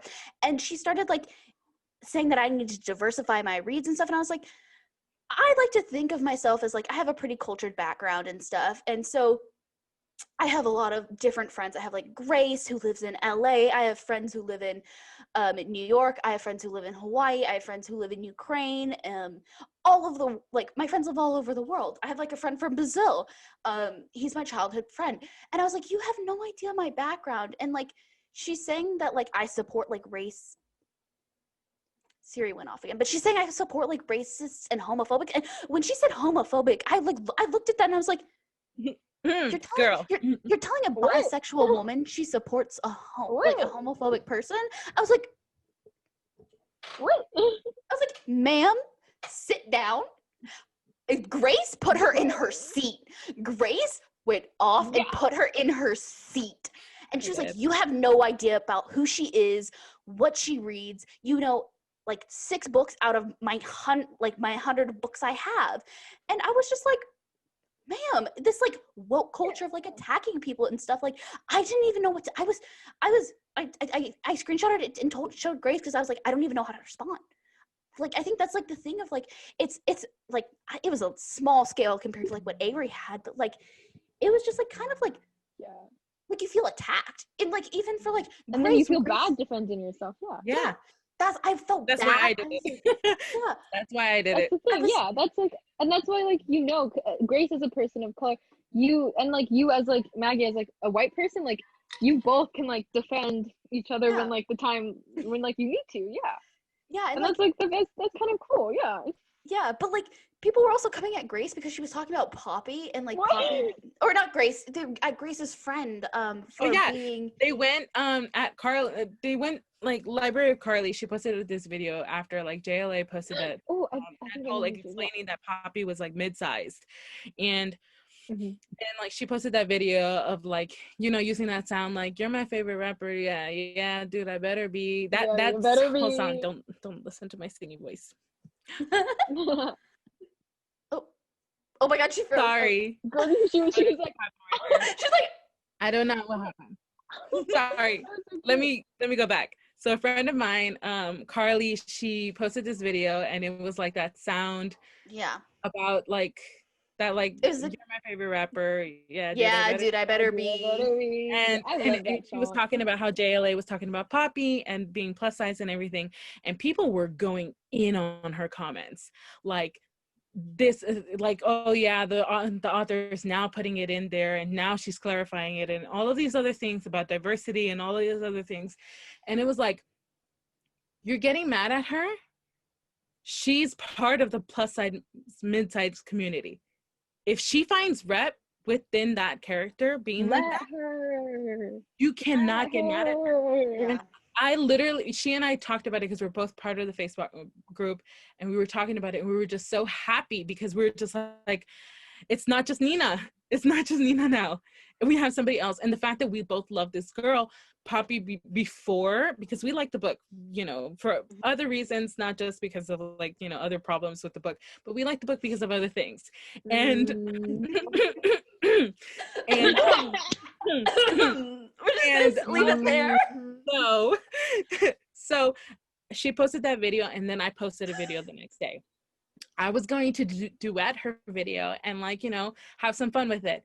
When I go to look for her video, it's taken down. And I'm just like, wait, what happened to your video? And she told me that she had to take it down because so many people were going back at her and made her feel so bad. And I was like, no, that is not okay. Horrible. So then I posted mine. No, yeah. And honestly, yeah. And then you're like, boom. Boom, be quiet, everyone. And like, Shush. also, I feel like people like have this like notion, like Grace was talking about it, like, how are you supposed to describe a character in like a story? I think, Grace, you were saying like, how you were talking about it, like, oh, do you just say she's plus size? Like I don't know if I would like to read a book like that. Hey, and like, no, it's Yeah. like you just have to be. I think that's when, like, if you're a good writer, you'll know how to do it. yeah, Like, it should come naturally, and like that's the thing. Like, what's so bad to assume that, you know, Poppy was just mid-sized from the beginning? Like, I always saw Poppy as mid-sized, and from Blood and Ash, it's not my favorite book. I really like certain parts of the book. Oh yeah, too. It's not my favorite book. Yeah. we know which parts. Poppy, everybody know which parts. I stop. Oh my God. No, yeah, she's very good at writing some. Anyways, I kind of just assumed Poppy. I saw Poppy as, like, you know, mid to plus size from the beginning, because like never once did it say my rail thin hourglass shaped body, my flat tummy. Like, it never once said that. And like, people just kind of automatically assume that, you know, people are supposed to all, and like, I think that's just kind of, I kind of get why, because you see like high fantasy books, and that's basically how all of, you know, the main female characters look like, but it was never specified, oh, Poppy's like this. And I know there's problems with like, just kind of like assuming rep and like giving authors credit for rep when there was really no rep, but I just felt like Poppy was just mid to plus size from the beginning. Like, I don't know, I feel like there's just a way she kind of wrote it, and I was like, okay, but I'm not gonna say she's, you know, official rep until the author says she is. And when she did, I was like, yes, I was right. And like, this is a great rep, because Poppy, she's a beautiful woman. You know, she's having like these like endeavors with a very beautiful man. She's daddy. She's like she's desired, she's wanted. And that's where you don't really see a lot of like mid to plus sized women and characters, especially in books. You don't really see them. They're not like the pinnacle of any attractive male. They're desired. They're just like the butt of jokes, basically. And like, and then she says that Poppy and Nina are the only positive mid to plus size rep I can think of, which is really just, it's sad. But like, and if people are happy and they feel happy, let them have this, you know. And I hate how people just shit on, like, sorry, bad word, but be you're that good. You're good. for people, You're good. yeah. But I think it's also important to notice that Castile and Matthias don't care about it. Like, I think there's this high, like, I think as women, we tend to think that men care about our body size. And with Castile and Matthias, they're like, I don't care. You are who you are. Beautiful thing on this planet. Yeah. I love you and everything about you. Your body drives me insane. I haven't read the sequel yet, but you haven't read it? I'm so excited. I have it. And I think I like to reread the first and then the sequel. I've heard mixed things about it, and like I just like I'm just, I don't know, I'm not really in the right, you know, time with like school, and I'm busy to enjoy certain parts of the book. Just have some peaceful mind time. I read it in a day. Ooh, okay. Okay, maybe. when my parents are not home, I'll just when like I have my quiet time, I won't. That's a book I will not take with me to work though. Oh yeah, because you can't. There's certain scenes. Oh, like I'm, you know, I'm an adult-ish, and we're all adults here. We're all adults, and you know, everyone has had their experiences, or maybe not, or have read enough Wattpad to, you know, fill it in, right? And so, you know, there's we have a level of spice, and everybody has a different one, right? And you know, me, I've had experience, and so that book made me blush. It kind of Wait, was like, I've read Kennedy Fox books, Well- and Kingdom of Flesh and Fire and From Blood and Ash made me blush. And I read them in front of my roommates, and I was like, Girl, you got I courage. had courage. I was reading Kennedy Fox books, but I read them while my roommate was sleeping, so that like I turned away and I was like, oh, this is happening. Like, hee. Yeah, I think but the most listening to this. okay, this is kind of like, yeah. No. What were you like, gonna say? The spiciest books I've read. I read like one Penelope Douglas book, I think. It was like I don't know why I read it, but it was like it was Birthday Girl. If you guys know what book that is, it's basically this No. girl, she's like 19, hooks up with her boyfriend's dad. Me looking it up right now. Anyways, I'm just gonna like update my Goodreads real quick. Oh, my dad follows me on Goodreads now.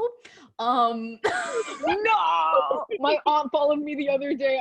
I do not post any of the like 18 plus books I read on Goodreads, even if they're actually no. J.R. Ward, and she writes like the Black Dagger Brotherhood books. If you guys, those are literally just, dude, you have to. I've read them all on my phone. They are art. Oh They're yeah, the best. they're They will definitely make books that From you Blood own. and Ash look like. I'm Anyways, so yeah, excited to read those. We have a whole section at work, so dude, they're so good. I need to read Take them. them. Grace, They're we can so buddy good. read them. I love them. I'm down for it. Me Along too. a long list of And other. can you guys let me know your thoughts? Because I do not. Those are like my secret reads. Like I don't talk to anyone. Exclusive in the only on this community about podcast. them. You'll know about it. So Oh yeah, because there's Yeah. like you know, you have your physical TBR and you have your physical bookshelf and everything, but there's certain books that you will never buy in physical format. You will only do ebooks, and they're I like, will not. And yeah, exactly. And like I will not. I totally do not advocate for illegally downloading PDFs, and I totally did not illegally download any of those books because that's totally illegal, because I totally will not purchase them, and I will totally not let my parents see that on my bill. Yeah, I totally do. Yeah. of course, we all understand that, right? Yeah, I would We never like see each other. We see each other. no. Like I didn't do that to Sarah J. Maas books. I didn't do that. No, Totally not didn't at do all. that. Not at all. Definitely I not know you didn't. Harry Potter on a PDF. Definitely not. You totally didn't. Never. Definitely not. Yeah, but no, it was Mm. yeah. So Quiet. kind of to keep this conversation going, because we had a great talk. We've been talking for a while now, but so give us your Yeah, I just realized that. top 5 characters. Any Oh God. Okay. any type of genre, top 5. Yeah, top 5. Okay. I don't know if I'm gonna get all of them off the top of my head. Okay. Definitely anyone from An Ember in the Ashes, like Elias. It's Leia, right? Is that how you Laya. say her name? Laya. Okay. I like pronounce names so wrong in my head. Like then this might be controversial, but is it Helene? Because that's how I've been. I don't think that's how you say it. Okay, because like Khalid. I it's controversial, but I love her, and I might get some backlash because I've seen some people, they just like hate her basically, like on Twitter. But I like her. They're definitely my top 3. Achilles, and Patroclus from that book makes me cry. The Song of Achilles. This is kind of just random, and then I think there was literally someone else in Selene from The Beautiful. This is like definitely more than 5. Yes, I Selene love from The Selene from The Beautiful. Beautiful. I don't because I don't have the She's such a book. queen. I totally forgot about it because I read it all through my library, because that's like Mhm. I'll just point it down. Those are all my library books right here. 20 of them. It's like a Yeah, full shelf. yeah. Wait, Um, you borrow those from the library? yeah. You can check out 99 books Why at a did time. you borrow so many? Oh my gosh, girl. Actually, no, I would do You'd that have to with my mom return when I was, like, some. 15, yeah. I couldn't get to all of them, but those are a lot good. No, The Beautiful, Yeah. so good. Celine, So if good. anyone hasn't read that, read it, please. No, Read it. It's so good. Renee Adier does really good books. She wrote The Wrath and the Dawn. She cannot write a bad book. No, Oh, that book is so underrated. It's amazing. literally, like, okay, so I saw everybody talking about The Wrath on the Dawn, and like I was like, okay, like we're hearing hype about different types of books, so I was like, okay, I'll read them after like the hype kind of goes down a little bit, so that way I can enjoy it. And so we picked The Wrath on the Dawn for our book club with I think it was like a unanimous vote for that book. And when I read it, So I was good. so beautifully surprised. And I was just like, this is why everybody talks about it. And it's so justified. And I'm just like, the world building, the storytelling, the romance, The romance. The romance. Oh. So good. Oh, I'm a sucker for romance. So Oh, it's I'm so guessing we already know your top series too. good. If you couldn't tell, it's an Ember in the Ashes. Literally so good. I love it. I will literally do anything for any of those characters. I tweeted at Saba Tahir once, and I yes, was you like, did. I "Hey remember seeing Queen, yeah." I was like, "Hey Queen, hope you're having a good day. Please don't kill off any of my favorite characters." And she was like, she basically was like, "LOL, too late." And I was like, "What does it mean?" And that's why I won't read the fourth book. I will not. I'm scared to get it because like I don't know what she did. I remember this like Last time I you picked up, everyone was good. like a screenshot. You posted it on your Snap story. Yeah. And it's like, this is day something something of me trying to convince Salvatore not to kill off anybody, and then like no, then she would just be like haha, or she's like, oh sorry, the book's already written, whatever Like, It it's done is what it done. is. no. And I was like, Basically, and I was like, I'm terrified. oh. I haven't even gotten No, I'm terrified. scared. Oh gosh. Like I've read like the first 4 chapters and I don't want to read more. I don't want to read more because I'm so scared. No, Because I'm I can scared. already see it Yeah. coming. I think I know who's gonna die and I'm so scared. Like, But I will not. I went to Barnes and Noble today and I picked up the book because I was getting, I don't want to be too, I was getting my mom's Christmas gift. But I went to Barnes and Nobles and I was casually, I was like, I wonder if they have it. Haha. And they had it. And I was almost going to buy it. But then I was like, nope, I'm scared. Like, I just can't. Because if anything happens to them in my perfect little, like, I have my perfect little world where all my characters, like, from every single book, they're just happy and chill. Anything happens to them in that book, I'm gonna lose it. yeah, Right. I got Go ahead.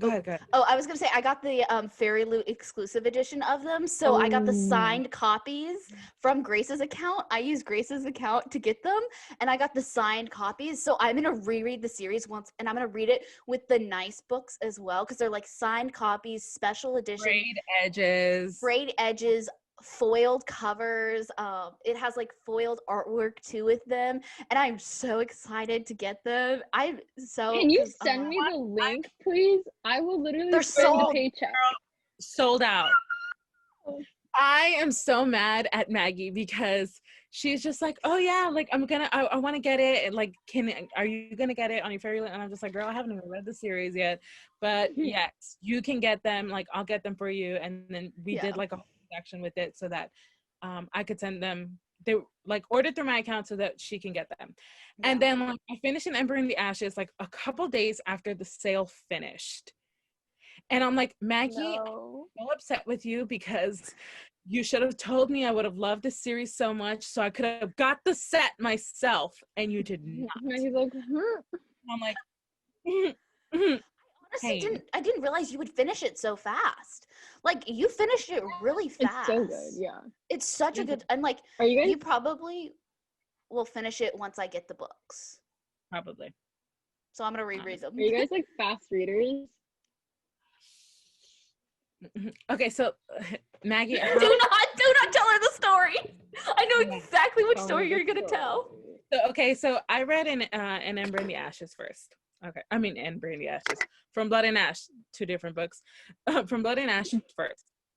I read it. I loved it. Post reactions on my Snap story, whatever. As soon as I finished it, I'm like, Maggie, you need to pick up this book. You need to read it. Within like 2 minutes, she sent me like a screenshot of her Amazon, like, your order has been accepted of both the Kingdom of Flesh and Fire and From Blood and Ash.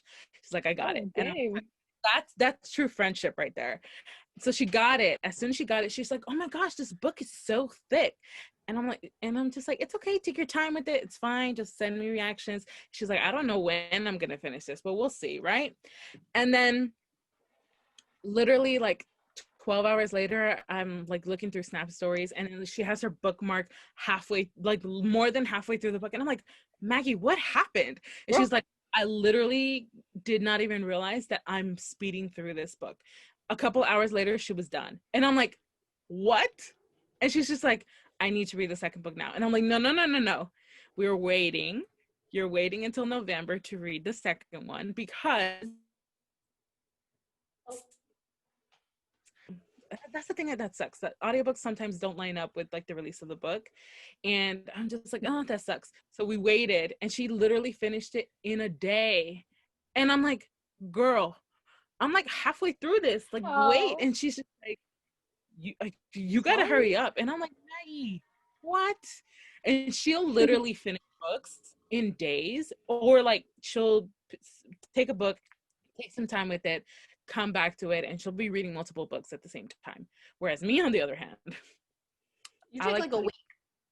I'll 4 days, 4 days, 4 days, okay, 5 if I'm working, because I'll listen to the audiobook as I'm working or whatever, and I'll read the physical book too. And if there's like an intense scene, I have to like put the book down and feel. Oh no, it was the worst. She got to a scene that I spoiled for her. Oh my so God. so we were having our reading for our book. Well, we have weekly meetings that we need to continue doing, but we have one this Monday. But in one of them, I was like, oh, we're gonna do this like this, and she went like, what, Maggie? And I went, oh, look, oh no, no. Like, scene is in this book, but she didn't say what book it is, but it's like this type of trope-ish thing that happens. I said like JLA does. And then I was just like she does in what book? In what book, Maggie? Because I think you've only read 2 of her books. So I'm confused as to which other book. So you're saying that this book is you're talking about? And she's like, no, I was thinking about another author and another book. So you're fine. It's not going to happen in the book that you're reading. And I'm just like, huh. So when I get to that point and it happened, and I was like, Maggie, don't even talk to me anymore. She was so mad at me. I was like, I don't know how I to would feel. be like you. But you kind of believed it too. I did. I was kind of like, okay, you wouldn't do that to me intentionally, so maybe you're right. Plus, I do read so many books that I do get them mixed up quite often. So, like, I was like, wait. I kind of played it off. I was like, wait, did I? No, that was a different book. I was like, no, yeah, it's a different book I'm thinking about. Is it? Yeah, it is. Yeah. I kind of played it off like that. Kind of did. And so, like, when I read that scene, I like text her and I'm just like, you liar. And she was like, liar. I'm sorry. And then she's just like, and I'm like, but it kind of like that foreshadowing was kind of building up into that scene. So it kind of, you kind of knew it was happening, but I was also kind of mad because she could let it slip. And so when it kind of came out, I text her about it, and then I had to put the book down. She stopped reading, and I was like, no, you have to read the next pages. You need to. Let me feel the anger, the betrayal, the heartache, everything. I need to feel that emotion. When I went to go do something else, I put it down for like 4 hours, and then I came back to it. And so that's the type of reader I am, because I like feeling those things. You know, books make you feel. Yeah. Maggie, on the other hand, she's like, I need to know what happened. She's like, yep. I'm just like, no, what's the next scene? What's the next point?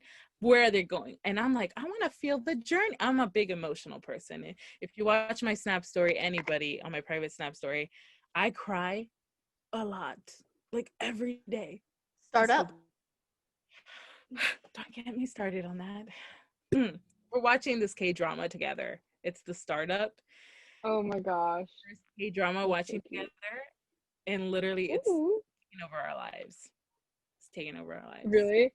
I know I would get addicted to K-dramas, and like I'm not in the place in my life where I can have the time. Okay, no, I binge watched Dash and Lily in 2 days. If you guys haven't seen that yet, it is the cutest little romantic comedy kind of TV thing. I had work at 6:45 in the morning, and I finished it, and it was like 1 in the morning, and I was like, that's the cutest thing. It was so cute. It's like, anyone go watch Dash and Lily, just do it. It is so cute. Like, Yeah. go through that. Favorite TV shows, we'll binge them, and then we'll go back to books, and then we'll go back to TVs and binge TV shows, and then go back to books. Bounce back and forth, binge. No, yeah, I binge watch or I binge read. Oh yeah. There's like no in between. For Yeah, sure. no, I'm definitely on a binge watching moment right now, but I'm still reading. I'm reading some JLA, and I'm reading her Half-Blood series. So I'm on the third book Ooh, how is that? right now. It's actually It's kind of pretty like good. a mix of like It's Percy mix of- Jackson yeah, and it like is. I think it's a little more grown up. Shadowhunters. Yeah, there you It's go. a mix of Percy Jackson and Shadowhunters world, and it's really good. I'm actually enjoying it, and the books are pretty short, so it's nice. They're like Okay. less than 300 to like 350 pages, so it's like really fast read. Oh, I that's listened like to a the nice, yeah, audiobook that's a nice story. for the first two, so it's been easy to read. But we've been watching Startup, and I feel like I have to finish Startup in order for me to start reading like bigger books again, because we just got Yeah. The Master of One. I just got Sky Beyond the Storm. I just got A Heart So Fierce and Oh my God. Broken that I need to read. Oh, I literally have so many books, and I think I have more books. I own more books and have been sent more books than I have books I've read in my like room right now. Like Yeah. I have it's literally crazy. Like I need to first Oh, I need to stop buying every pretty book I see anywhere. I have like this problem where yes, I will buy a book based off its pretty cover. Yes. And I mean, I read the description, but if it's a pretty cover, I'll most likely buy it. And like, I just can't stop buying books. And so now I have so many books I need to read. And like, I'm always like, yeah, I'll read that book. Or yeah, like, why not? I've had to learn how to say like no to just like getting books and just like all this stuff, and like say no to myself, especially from buying more books, because I literally have so many, and I'm blessed to have so many. But girl, I got so many books to read. It's not even funny. That was one of the questions we had, is like, how is it when you receive books, and like what companies do send you books? Because you are a big BookTok creator, so you are a big creator, so you do get sent books, and like how did you deal with that, and like how did companies reach out to you? How did it feel? Yeah, and how did it feel? Okay, no, there was like a time where like my content and like my videos, I was getting a lot of likes and I was getting a lot of views, but I wasn't getting any people reaching out to me. And the thing is with me, I never feel comfortable asking companies or bookish people, bookish companies for anything. Like I don't feel comfortable asking for them to send me things. I don't feel comfortable because I feel like that's like entitlement, and I don't want to ever come off as like an entitled person, which like I don't know if it is, like just in my head. Anyone, like someone else can reach out and I would say like, oh, that's like really good, like try to take advantage of the platform you have and like get things to that you would like and everything. But like when I do, I'm like, stop acting entitled. But I don't know, it's just like my kind of thing. But it was I use email. Everyone reaches out to me through DM or like email, and I started getting a lot of like emails kind of like in the span of like a month or two, and now I just have so many books. Like Wattpad reached out to me to be an influencer, so now I have so many like Wattpad books. A Bookish box reached out to me, so now I get Once Upon a Book Club. You guys, like, I would not push for people to get them if they were not so freaking cool. Basically what they do is they send me a book for each month, and they send me little like mystery gifts that are like wrapped, and they have a page number on them, so which I think is super. It's like this fun interactive thing where like you're reading your book and then you like get to a certain page and it's like stop, like it'll say like they went through the book and they made like little areas for you to stop like when you're reading, and then go back and open the gift that corresponds to that page in the book, and it like connects to what you're reading. I don't want to spoil anything because I don't want to spoil the gifts because they're all like secret, but it is literally the coolest thing. And then it has like author autographs and like little information. So they reached out to me, and that was super cool. Book of the month, I recently like started partnering with them, so they send me like 5 books this month and then last month to kind of just like show off to my followers. And like also, they're not paying me to promote anything, like I don't get money off of saying it, but like you can get like basically any hardcover fiction for like $5 right now, which I would say take advantage of that because that's awesome. That is so cool. And so they kind of reached out to me, and then this Candle company reached out to me. So I like got like a Pride and Prejudice candle from them, and that was really cool. But it was definitely crazy, and it's still crazy because I have a bunch of like emails, and like it's hard trying to keep up with everything, and like I'm not ignoring people. I just one don't know how to say no, and two, I'm just so busy. Like I'm a full-time like student, and I like work. I go to work and everything, and like I don't have the time to just I don't have the same time I did during quarantine summer when I could just be on TikTok and go to bed and just be on TikTok and go to bed. Like it's really hard. But I'm very blessed, and I'm very happy to like get these you know, deals, and like just all of these things that you know, I think a lot of other creators don't really like have the opportunity to get. And like this might be a little tea again, but I don't really see a lot of creators of color especially getting reached out to and getting, you know, partners with like bigger companies and like bigger corporations. I will say that Penguin Teen, if you guys know Penguin Teen, they are so good about trying to be inclusive with who they're partnering with, and like who their brands are. The same with like Wattpad. The people I work with have been very inclusive of like who they're partnering with, and that's like also like I won't work with a company that I'm not comfortable with, or that I feel like is like tokenizing me or anything. Like I don't like that. But everyone I work with I feel very comfortable with, and I just wish more companies reached out to more creators of color and like uplifted them, because when you see a company partner with a creator of color, you kind of, or just like a creator in general, you're kind of like starting to take them like more seriously. Like you're like, oh, this person is like cool, like they have all these things, and like I take like more seriously. Not that I don't take people who don't have partnerships seriously, it's just like, oh, like they're kind of an icon, like da da da da. Like, and I wish that more companies realized that and like reached out to other creators and just try to uplift them and everything. But it's been kind of crazy so far. Pretty good ride. I just vibe. I get books. My family thinks it's hilarious. They think it's so funny. I get sent all these like random books. Like they're like, "Oh, it's another package for you," and it's like, "Why is it so heavy?" And I'm like, "Just my books, guys." Like, they think it's hilarious. They think it's cool though, and I'm glad they're really supportive. But It's amazing that you do pretty have this funny. platform at such a young age. You have this like amazing platform where you have tens of thousands of followers, and I think I followed you since you had less than I think it was less than 5K. I've been following you since then, and like I've seen you grown and stuff, and I kind of had these like bittersweet moments where like, oh my gosh, she finally got like sponsorships, like when Once Upon a Book Club, I think it's Once Upon a Book Club, something like that, Bookish Box or something, they sent you that, and I was like, and I saw your video and I was like, hey, I would be interested in that. And like we're gonna do like a Bookish Box video, and I was like, I think I'm gonna sign up for that one because Grace has her 3 and then I'll have 3, so we can kind of like compare them. And I was like, well, Selene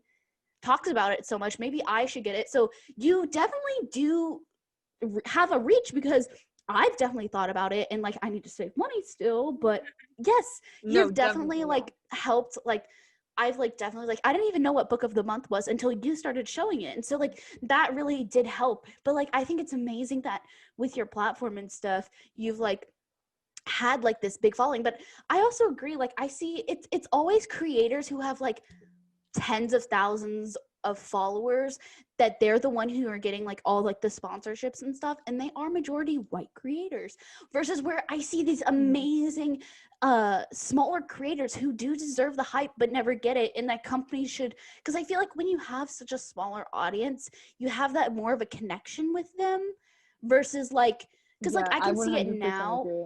I can see which people follow me and which people like my videos often. So I start recognizing who likes your videos and stuff, and like who would trust you and like trust like your intuition, and like knowing like this is a good company, you should buy from them. Like this is a good book. Like I recommend this book. Like I feel like there's like this niche that smaller creators have. Like Grace and I are vastly smaller compared to you, but we still have this like niche of our own following where like we go on live and we notice like, oh, I know you by name now, just I can see your username and I know you by name, and like I think YouTube group that comes on, know them automatically. Yeah, That's so cute. I think bookish companies and stuff need to tap into that market of, sorry, I'm getting all business analytical with you, but they need to tap in. The truth, though. tap into this market of smaller creators and definitely diversify the content creators that they have, because you can reach far more audiences if you don't focus but have a more diverse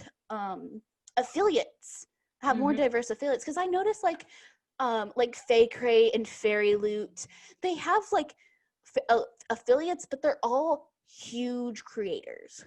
And I'm like, how, like, I'm a very small creator on the scale, very small, but I'm like, it kind of like, it kind of makes, not to like, it kind of, you FOMO, fear of missing out and stuff.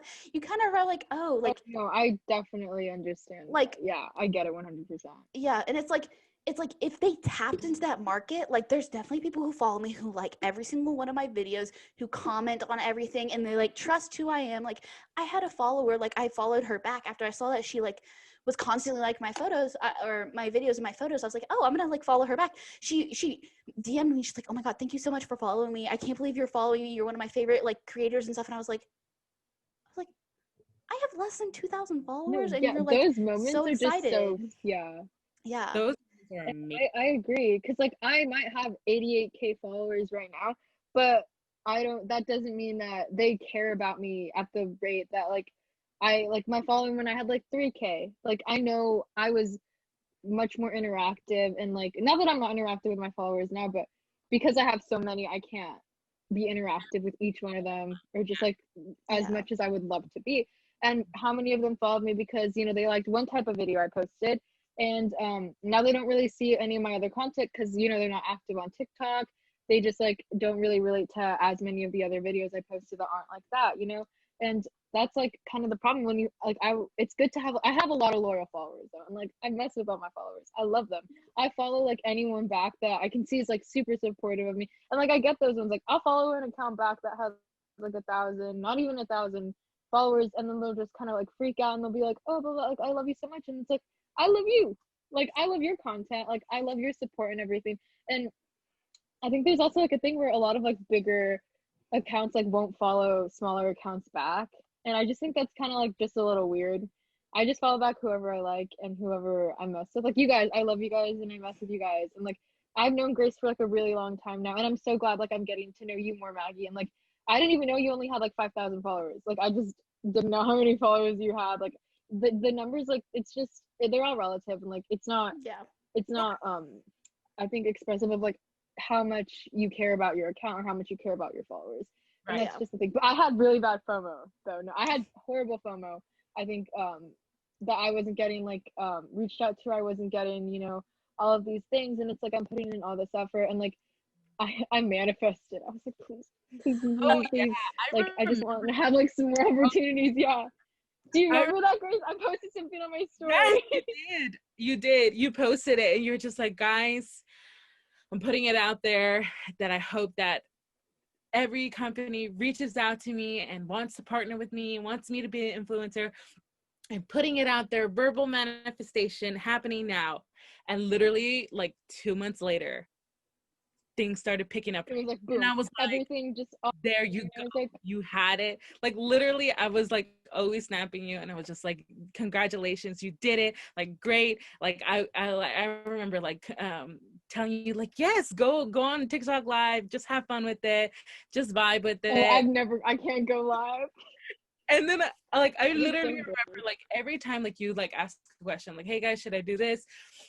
Hey, like what do you guys think about this? Like I'm always reaching out to you, and I'm just like, yes, like go ahead, like have fun with it, like be incredible with it, like do it, because like it's the end of the day. Like if you end up having fun with their content and you end up like people end up being back with you, like you end up creating that like community of creators who like genuinely like your content and genuinely want to see you get better. Like I literally have been like hyping you up like since like Grace is you're my number one hype woman. And like anything you like, whatever you say, like people, I have like other friends and like people on like my private who swipe up and they say stuff, but like if you say something, I will most likely go with whatever you say. Because like I know like you're a genuine person and you genuinely want to see me like do better, and like you actually like care about me. And that's the thing, like it is like I get it, it's like the internet, but like friends, like friends, and like we care about each other, and like I want to see everyone do better. And like right now I think especially when you have like a smaller account, you don't get too down on yourself. Like, you really can't. You can just only hope for the best for yourself and continue to push for the best for other people, because like I'm like a pretty spiritual person, and I believe like what you put out there and what you put out to other people will come back to you like so much more, and like just so much better.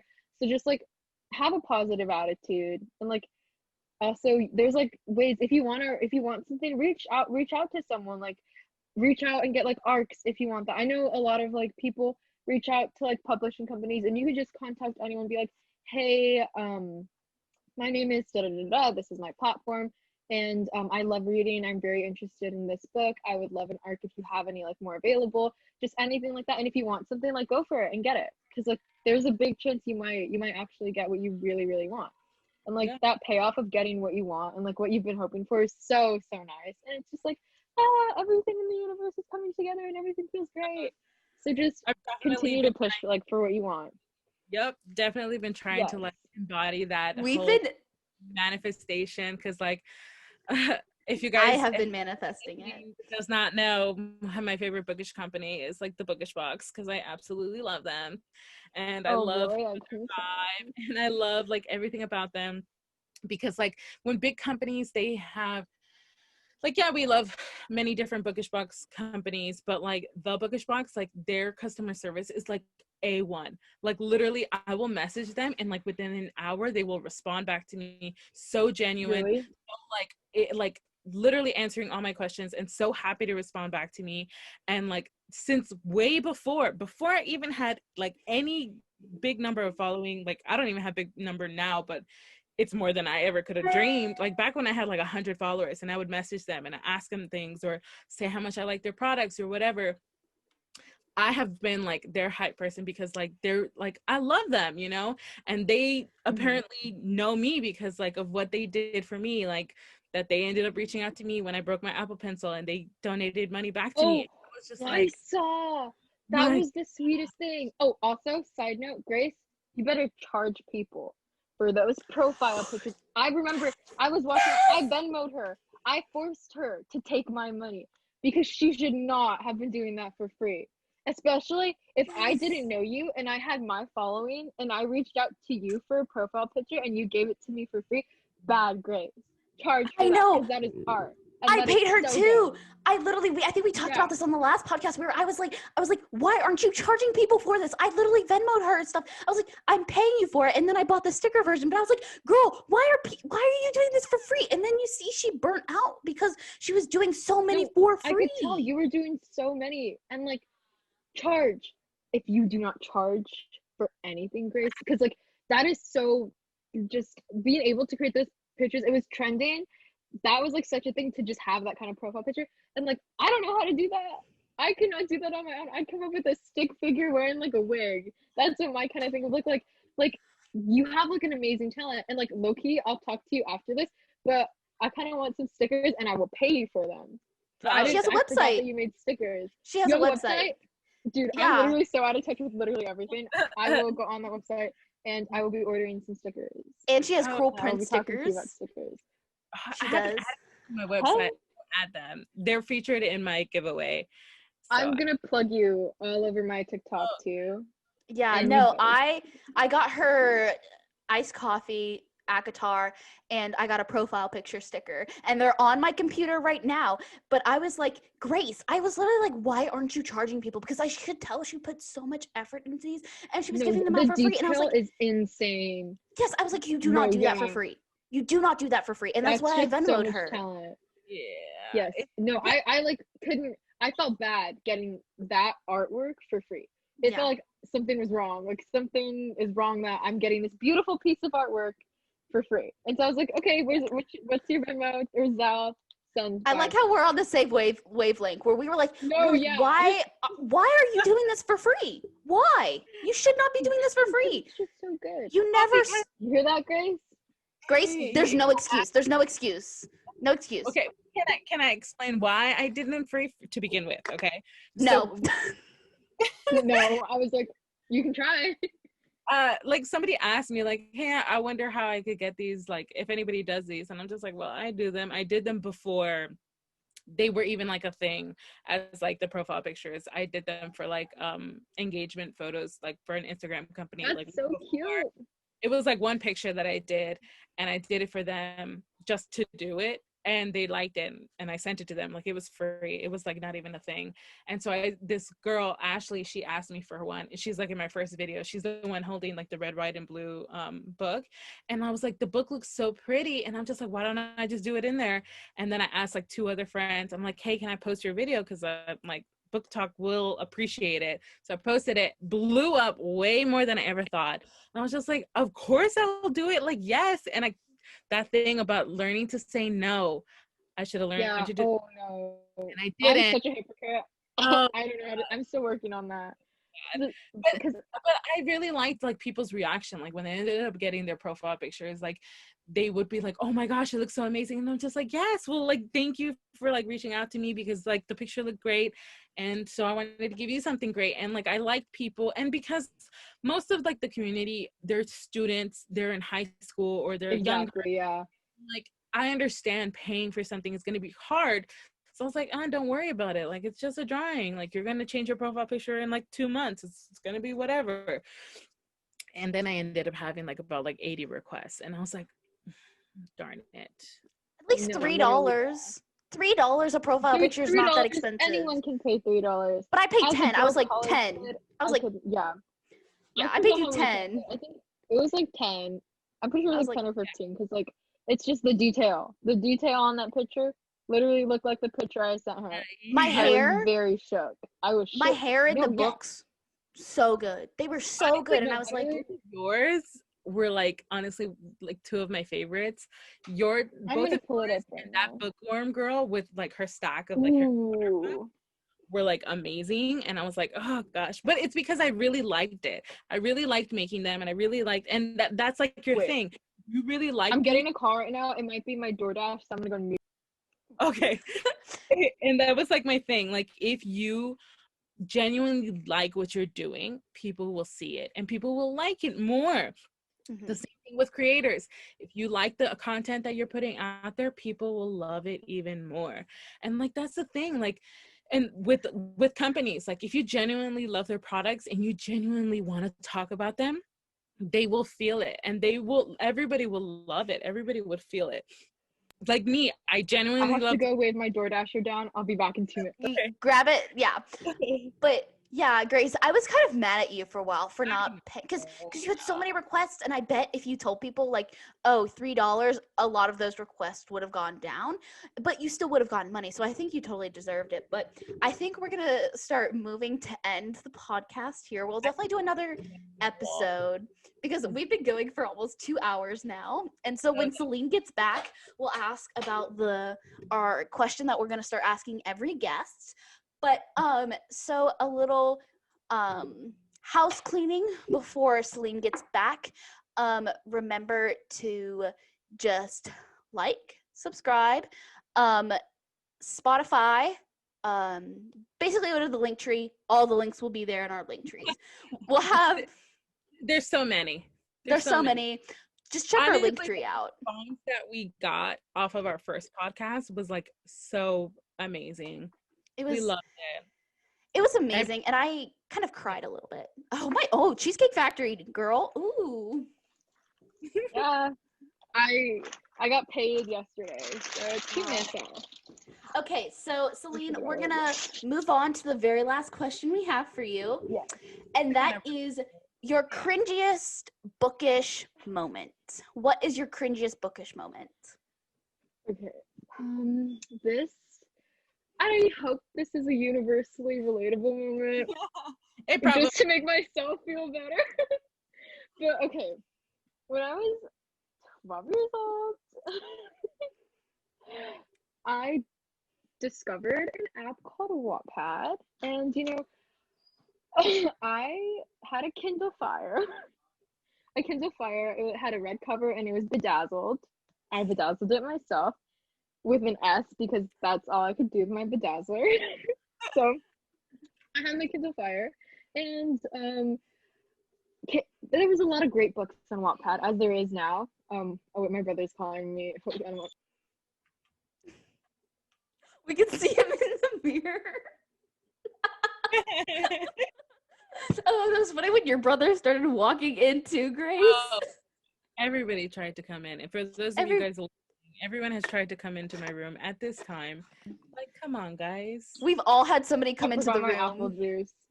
Oh, No, but It's so the you were perks of 12? living at home right now. Yes, I was 12. I had Wattpad, and there's great books on Wattpad. There's amazing books on Wattpad. There's quality books on Wattpad. I was reading this fan fiction. I don't know if you guys heard of it, called After. My AirPods are dying. I've never heard of that. Never. That's after like it was made into a movie? No, never. Yeah, it was a Harry Styles fan fiction, kind of small scale.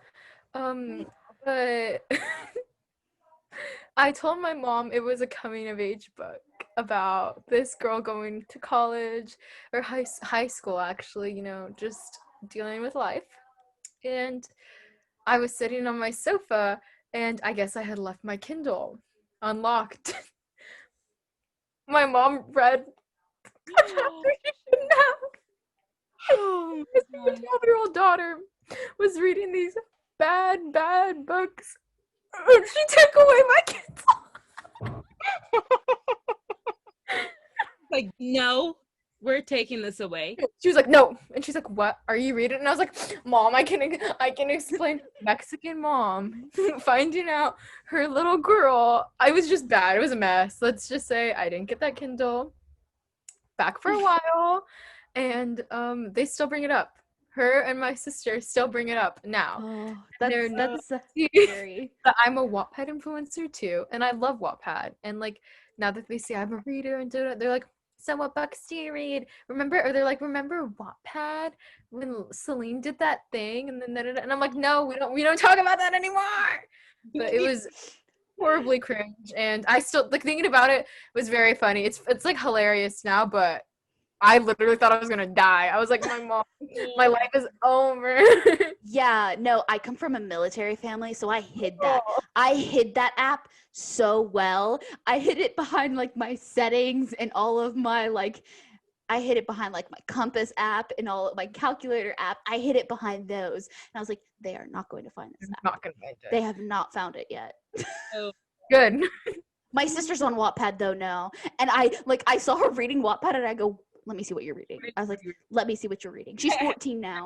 You that is doing it to her. You're like, I know what it's all about. It is. Oh, it's like the way Wattpad has ruined my standards for men. I now expect to fall in love, and just books in general. I now expect to fall in love with a 6 foot tall, tatted up mafia owner, bad boy underground fighter who's in love with me. Yeah, he hates everyone in the He's world. not that, then I don't want him. Yeah. If he doesn't have tattoos, he's not. He's not. He can no go. tat, even though my no tats. That's gonna be a quote. You guys tat, like little you thing. definitely got a lot of bloopers from just this video. Oh my gosh. Yeah, So many. Oh. I want to share this quick thing. My ex-boyfriend, he had tattoos. And he was at a point where he was getting more tattoos, and I was in calligraphy at the time. And so I designed one of his tattoos. That is such a Wattpad moment. Oh my god. And now he has a tattoo on him that was designed by me. That's So- the ultimate payback. Stamp on there. He can never take that. I mean, he could try and take that off. That would be really expensive, but you're on him forever. Oh yeah. At least it's not my name. Yeah, at No, least it's not. never- That's good. And for anyone who hears this, never get a significant other's name tattooed on your body. That is like embarrassing. That's just If like anything is wrong, and I feel like that just sets you up for failure. Like literally. I don't know why. It's just bad. Never get a tattoo. I talk like I come from experience. No, I'm an 18-year-old. I don't have a single tattoo on my body. Yeah, just don't do it. Okay, well, I want to thank you, Selene, for coming on the podcast and chatting with us. We've had a great 2 hours of content, and thank you everybody for who's all listened up to now. We're just gonna end it here. Selene, do you want to plug your socials? Yeah, follow me on TikTok at moongirlreads _ I'm pretty sure that's my username. And then the link in my bio, if you click that, will take you to basically all other forms of my media. But yeah, diversify your reading bookshelves, everyone, and have a great night. Yep. So thank you so much for listening. We're going to have all the links down in the description. You can find us on all of those links. And thank you so much. Bye. Bye, guys. Bye.